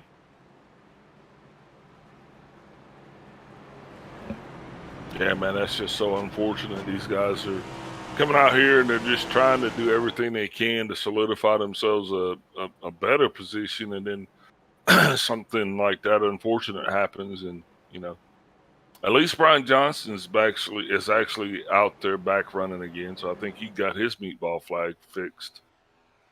So whatever he had was not too bad. Schaffner obviously feeling bad enough that he is probably just to sort of sit there and just kind of contemplate you know, and he shouldn't feel too bad. It was just good, hard racing. They were racing hard, and you know, things like that happen. I'm sure that there's no hard feelings between either of those two guys. Yeah. But just knowing how, you know, Brian Johnson and Josh Schaffner are, I'm assuming that everything's probably going to be fine. But I mean, look, it gets heated in the broadcast booth. You know, it gets heated on the racetrack. But, you know, this is the only attempt at a green-white checker. These guys are going to have to come out here right now. Kenny Powell, best position he's been in all night. But I will ask you this question. I mean, where do you want to be? This track, this scan, this configuration, this scenario, where you want to be? You want to be first, second, third, or fourth? That's a tough one, man. I feel like first is where I'd want to be. It just depends on, like you said, I mean, just having that position is it's going to be really difficult to pass each other. But, I mean, I don't know. I mean, I could see the top line being very powerful, just especially you don't have to worry about burning up tires. So some of these guys that are really good on the top, this is their time to shine. So I don't know. I'm kind of torn, Big Al. The biggest thing is wherever the caution comes out, it freezes the field. So if these guys go bonkers on the restart on the flag wave, I mean, then it doesn't really matter anyway, right? Yeah, for sure. I mean, and can you make it to the checkered flag? I mean, even if an accident comes out and the yellow flag comes out, even though it freezes the field, I'm pretty sure if your car can't make it to the actual start-finish line, then you will not be scored in that position. You still got to make it back around. That is a true story. Now here we go. Let's see if we can't make it around 2 times. Pace car has gone down pit road. Green flag is back out in the air. Some wheel spin from, I do believe, Chris Johnson. That could give some black flags out. That's going to put him on a different broadcast. No black flags as of yet. Kenny Powell leading this thing all the way back around. Brian Johnson trying to get lined up. Field spread out. That's going to be the word of the day. Yeah, guys are definitely out for blood right now. This is that time where we're going to probably see anything goes, bare knuckle boxing. Here comes Heitman. Heitman trying to do everything he can. Powell's going to push him to the high side.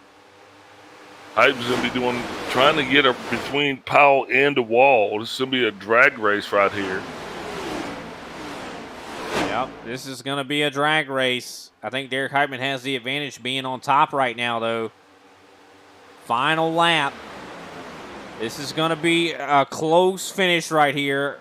Mark Sanchez, look at him up in the top 3. We're going to get to talk to Sanchez possibly. Look at Heitman bending it in. Is he going to have enough to do it? Yeah, Heitman wins. I mean, that is probably not what Powell wanted to see at all, man. Definitely, the heart goes out to him for that. But, man, congratulations to Derek Heitman on the win, right, Brian? 100%. I mean, he definitely was right where he needed to be here.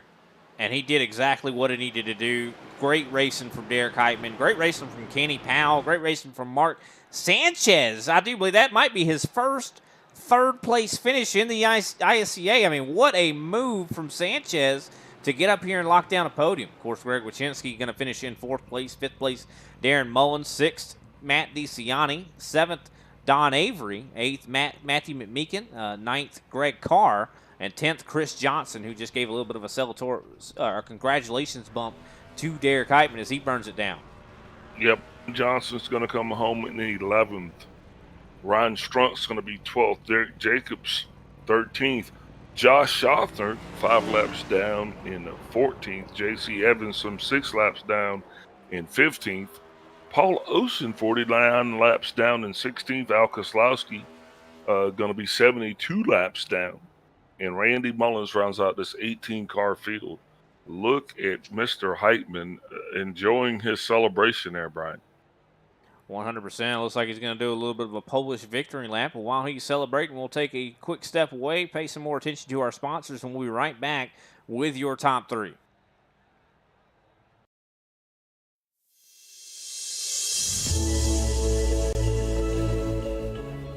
Hey everybody, my name is Warren Maddox. I am the president of Ultimate Experience Outdoors. Our mission, we are dedicated to taking veterans, first responders, youth, and Gold Star family members on outdoor excursions across the country. Support for our mission has many forms, from camp cooks to the great storytellers, some buddies with the band, maybe you just want to build a campfire and sit around and listen. Nothing goes unnoticed. Camaraderie is reborn. The acceptance among the men and women that took an oath. Whether it was decades ago or recently renewed, but never forgotten. If you feel like you could help us, please visit our website, www.uxonation.org. Or there, you can register to hunt, sign up to sponsor an event, or even donate to us so we can continue to execute our mission. Oh my gosh, I'm so talking, bro. We get a hug. What have you done, Jim? We need your help to hold the line once again.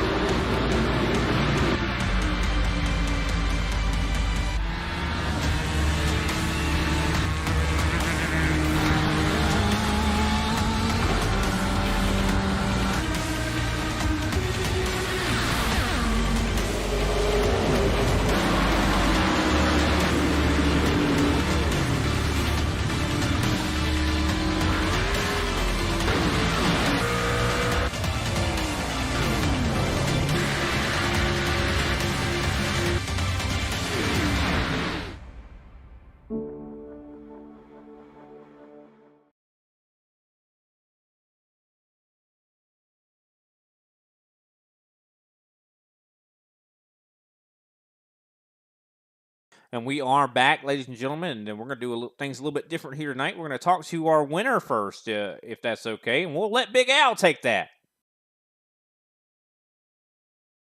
Big Al, you got me. You're the one that likes to do the podcast interviews. Take Mr. Derek Heitman. Derek Heitman, this is Big Al up in the booth. You got me. I got you, sir. Man, you have got to be feeling somewhat elated. I mean, what are you feeling right now? I'm shaking. Anxiety is absolutely through the roof. High adrenaline. That was a absolutely wild finish. Probably one of the best finishes that we've had here. Brian and I were kind of both beside ourselves, kind of like you and Paul were beside yourselves. So when this thing started, you know, we're kind of watching you, and this tracks back to the 2008 scan, and I'm sitting there thinking, yeah, you probably had some pretty good finishes on this track. How does this rate amongst those? Pretty good finishes on NASCAR Heat 5. You know, so that don't mean nothing on this game. First time being here in the next gen car. I ran way too many races this week in the Open Series, unfortunately. Didn't do too good on Monday. Didn't do too good on Tuesday night. I rounded out the back of the field and wrecked in both my races. Got some advice from the big man up top, Michael Conti. He told me to quit saving so much tires and run a little bit quicker pace, but still, you know, keep in mind that you are going to save the tires and don't run the wheels off it and you'll come back and eat everybody's lunch. His exact words for me is, so you're not coming through the pack of squirrels getting wrecked. And you know, I put that into fruition tonight and just tried my best to get back up to the front. It was an up and down race for me, starting up front, going to the back, coming back to the front, back to the back out. I think I was running 13th at one point, and next thing I knew, I was looking at taking the lead before those pit cycles, and caution came out, and I was like, oh no, but everything has a way of working out, I suppose. Yeah, two separate iterations. One, the caution came right before the green flag pit stops, and then again right there with 5 laps to go in the race. So which one of those two do you think was more beneficial to you, and which one do you think was more detrimental? I feel like the one that came out right before the pit cycle was the most detrimental to me because I was watching my lap times, and I had 2/10 per lap on the leaders. I was just reeling them in, reeling them in, reeling them in, and I was probably going to get there 5 laps before the pit cycle started. And low key, I was gonna undercut their pit, and I was gonna pit as soon as I made it to the back of them. But that second caution that came out, I hate to see it happen, honestly, because 2 good race cars got torn up. And I said 2 laps prior to Matt and Mark and Randy, I said this is about to be a wild finish, boys. And then and then all of a sudden that just unfolded right in front of me, and I just couldn't believe my eyes. And I wound up, being P2. I entered the pits in P3 because I thought for sure the game was only going to make me give Brian the spot back, and technically you shouldn't have to, but I gave it back, and I still got blacked because of Josh. And Kenny, being the guy he is, did me a solid and cleared the black that obviously shouldn't have been there, but threw a short run adjustment in the car and hope it stuck, and I guess it did. So when you say so let's go right back to before that caution came out, because at that point you said you told your guys in your Discord, thinking this is going to be a crazy finish. But had that caution not come out, what is your game plan at that point? I mean, are you in the mix? Do you have enough to run the leaders down, or did you wait too late? Oh man, I was right there, Al. I was maybe 4/10 off of him, and Brian had got there. Brian was going to start racing him. Josh was slowing down Kenny, so we were reeling him in.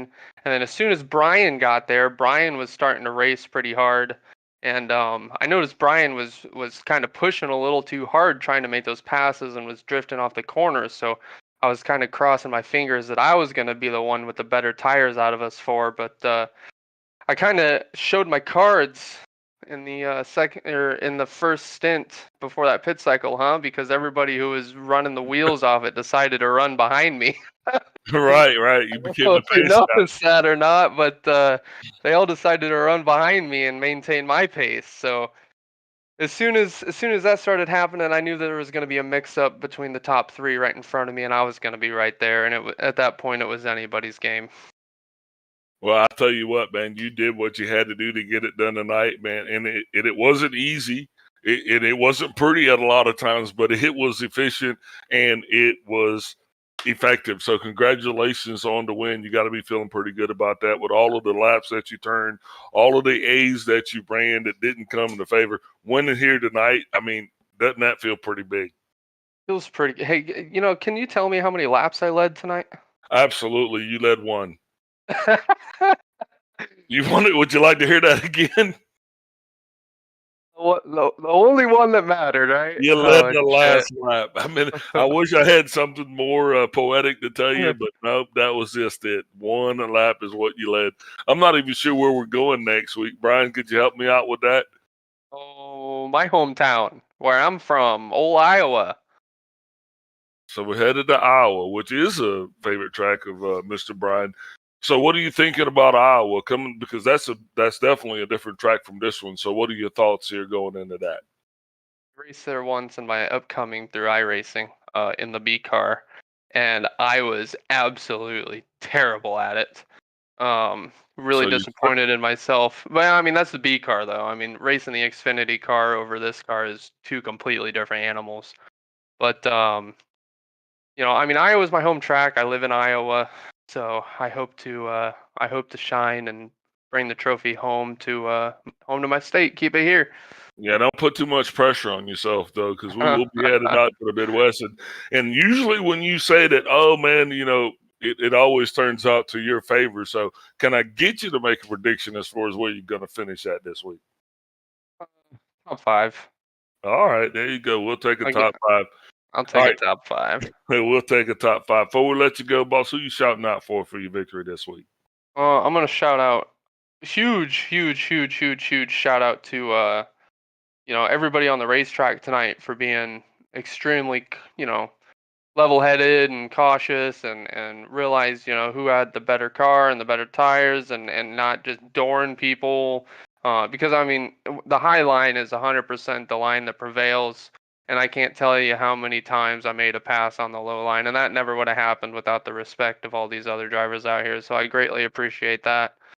I got to shout out Cody Williams Designs, even though I'm not racing one of his schemes tonight. I had to, you keep the rotation going, but I got to shout out him. He makes great paint schemes. Wish I had one of his to put in victory lane tonight. Shout out, Elite Performance Industries, racecpi.com. A lot goes into making drivers like myself and the rest of my team to be able to run up front with the best of the best. And then finally, shout out Michael Conti for the heads up advice this week. Keeping my head straight, pretty much telling me I could do it before this week even started. He told me, you know what, you're gonna have a better week this week because I was terrible at Darlington. So shout out to him and everybody back home. Shout out to Kenny for putting on a good league, and you guys as well for being really good broadcasters. I mean, you guys are great with interviews, so thank you. Hey, man, it was great being able to call this and to be able to talk to you. Congratulations again for your victory here. Can't wait to see what you do for us again next week. Don't go out there and party too hard, man, and we'll see you again soon. Thanks, gentlemen. Alrighty, that was Derek Heitman, our first place finisher and winner. Next up, we're going to be talking to my man Kenny Powell, second place. One might have gotten away from you here tonight, but how you feeling? Mr. Powell, do you got us? Looks like we're having a little bit of a... He's muted. Yeah, I had a mute there. I feel like this one did get away. Definitely hate that last caution for multiple reasons. It took out some teammates, and I was looking for that battle that was coming because it was going to be 3 or 4 of us all together, and man, it was going to be exciting. So sorry for everybody for missing out on that chance, but I did what I could, and I just came up just a little bit short. Yeah, definitely. I mean, very, very close. I know the distance between you and Derek was not very much at all. It could have went your way for sure.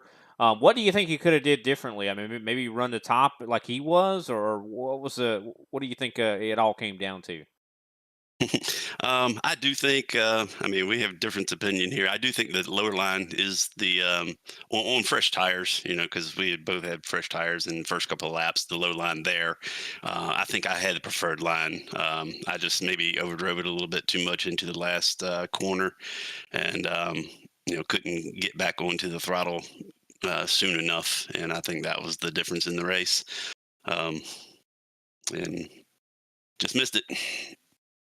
100%. I'll replay that one over in my head for a while. Oh, yeah, I'm sure we will. You'll be up real late tonight just watching that one over and over and over again. But, I mean, still a great night for you, though, nonetheless. I mean, the second place, you led 39 laps. I mean, good points day. I mean, considering you started in 5th. Yeah, definitely. We had a rocket ship all week. Shout out to TWRS and Kenny Coppola for that. This thing's been great.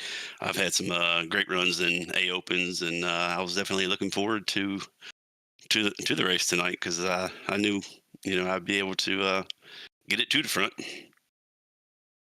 Yeah, definitely seemed like you had a good piece underneath you here tonight. I mean, then you guys all look really good in G&G. I mean, how was it racing with some of your other compatriots here? Because it didn't seem like anybody was cutting anybody any breaks.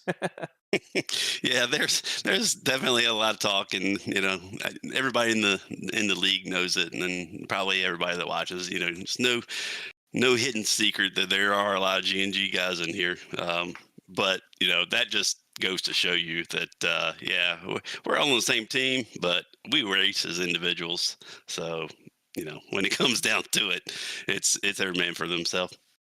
Yeah, you could definitely tell that for sure. I mean, you guys are racing each other really hard, but I think that that's good though. You guys kind of all keep each other honest, and all these other teams in here as well keep you honest. I mean, a lot of great finishes from a lot of other drivers out here, and you definitely put together one heck of a show here for the ISCA. So we definitely appreciate you in that regard. We got Iowa coming up here next week. I mean, you let one get away from you here. Are you going to try to see if you can't actually get that, add your name to the list of winners this season? Absolutely. I love Iowa. Iowa's a lot like Richmond. Richmond's one of my favorite tracks. So I'm looking forward to next week for sure.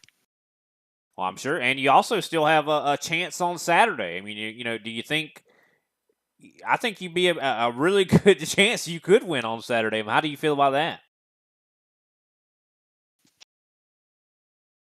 Kenny? Excuse me. Yeah, I getting over in the cold there, so excuse me. Yeah, Saturday, I think I've got just as good of a shot. You know, we're going to have, I'm sure, Chris Severa, another teammate on that one. So I'm sure he's going to be up front in the battle. And again, we're going to have Josh. He was up front.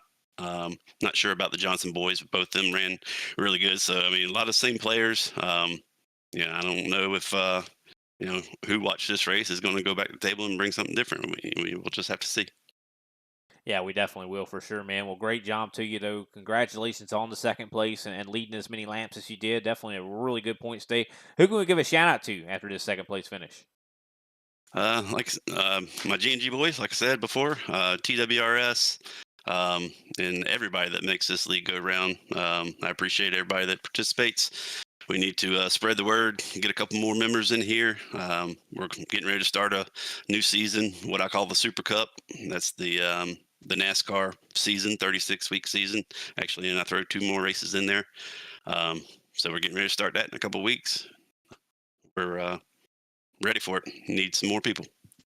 Oh yeah, that's going to be a good one too, because that is a long season. I know, you know, it's super for a reason, for sure, Yep. and it is quite competitive, and with the whole playoff format and everything like that. So can't wait to see that for sure. Well, thanks for your time, Kenny, and we'll let you get to it. And congratulations on the finish. All right, thank you. All righty, that was Kenny Powell, our second place finisher. Big Al, you got one more in you, Mark Sanchez. Sanchez, Big Al up in the booth. You got me? I got you, sir. I keep wanting to say the Dirty Sanchez, and I apologize for that. But tonight, though, you really kind of did. You came out of nowhere, and you brought this thing home in third place. That's one of your best finishes here in the ISCA. You showed tremendous promise. So I mean, congratulations to you first and foremost. Yeah, thank you. It was a really good run. I had a really good long run car, so I don't know where that speed came out of at the last couple laps there, but I learned a lot just following. I followed Derek for quite a while, and learned a lot about saving my tires there, just following him. So I'd like to thank him, even though he didn't know he was helping me. But yeah, I kind of don't even know what happened there on that last restart. I blinked and I was in third. Well, it's called your instincts, sir. You drove the car. Yeah, had a real good run there when they were side by side. I didn't know. I kind of let off just a little bit because I didn't want to stick it 3 wide and cause a big wreck. So third place I thought was a really good finish, and yeah, just it was one of my first runs with Team Watson Racing, so I might stick around and get some more of their setups. So you're running with Team Watson setups now. What exactly has that done for you? Well, it gave me some real good long run speed, like I said, and the car was just really comfortable. So it allowed me to move around the track as it needed. I wish I could have ran that high line. I was following Greg for a while, and I don't know how he was staying up there, but I just couldn't do it up there because he was getting some really good runs on the high side. But yeah, it was a great run for me this week. Yeah, definitely it was. So you talk about comfort of the car. When you pulled that thing off the trailer and you put that setup in, did you know that it was going to be a different week? At which point going through this process this week, did you know that you really kind of, you got to get a little giddy inside because, I mean, you had a rocket ship.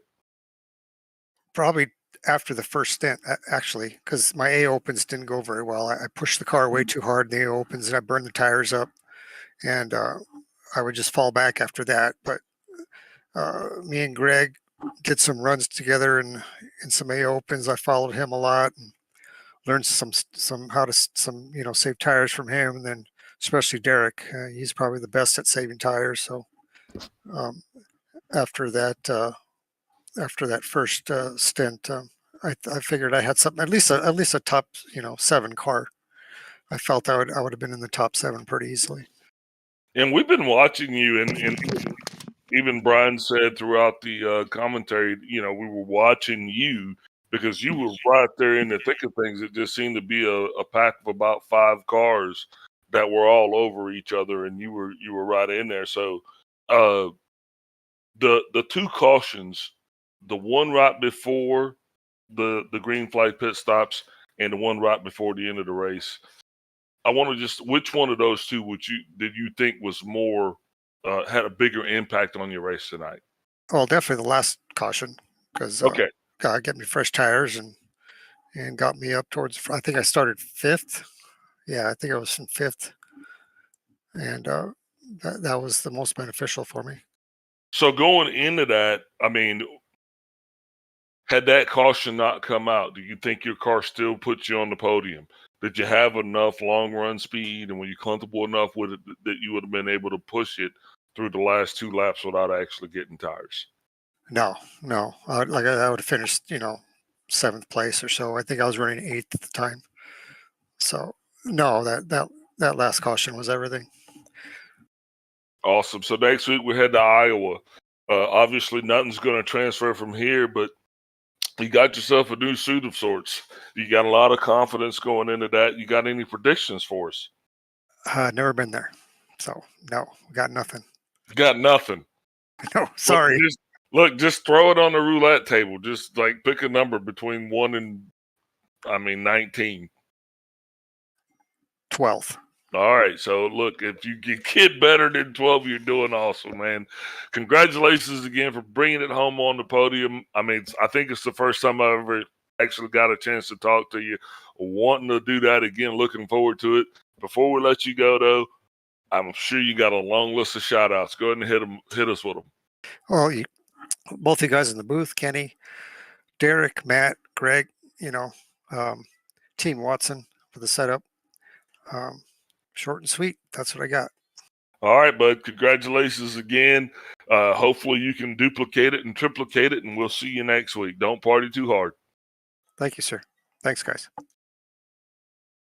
Alrighty, that was Mark Sanchez. Definitely a fantastic run for him, able to lock down a 3rd place, which I think that is his first podium in the ISCA. So that was a big moment there. Of course, big congratulations. Oh, yeah, a lot of big moments tonight. Derek Heitman leading only 1 lap, and it was the last one. I mean, man, just it was a race of just pure excitement. I'll tell you what, and I can't wait for Saturday because I don't want to see.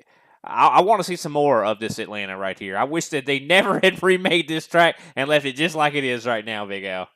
Yeah, absolutely. Brian, and hopefully we'll have as an exciting of a race come Saturday as we did tonight. Because tonight, I think this was one for the books here. Yeah, it definitely was. Of course, make sure you do tune in on Saturday, 9:15 p.m. Eastern Standard Time is when the actual broadcast starts. The actual race itself, green flag, a little after 9:30 p.m. Make sure you tune in. It'll be some different characters and some of the same, as they got their own championship kind of going on right now. But we'll definitely look forward to Iowa. As you mentioned before, one of my favorite tracks on the NASCAR circuit, or should I say iRacing track. I absolutely love that track, and I can't wait to see what these guys will be able to do there. I mean, it's such good side-by-side racing. Looking forward to it for sure. I might get somebody to replace me up in the booth, and I'm going to go race Big Al. I don't know if we're ready for that. I don't think anybody's ready for that. But we definitely appreciate everybody out there tuning in, and hopefully everybody enjoyed the broadcast here tonight. This has been the ISCA, and hopefully we'll see you on Saturday. Have a great night.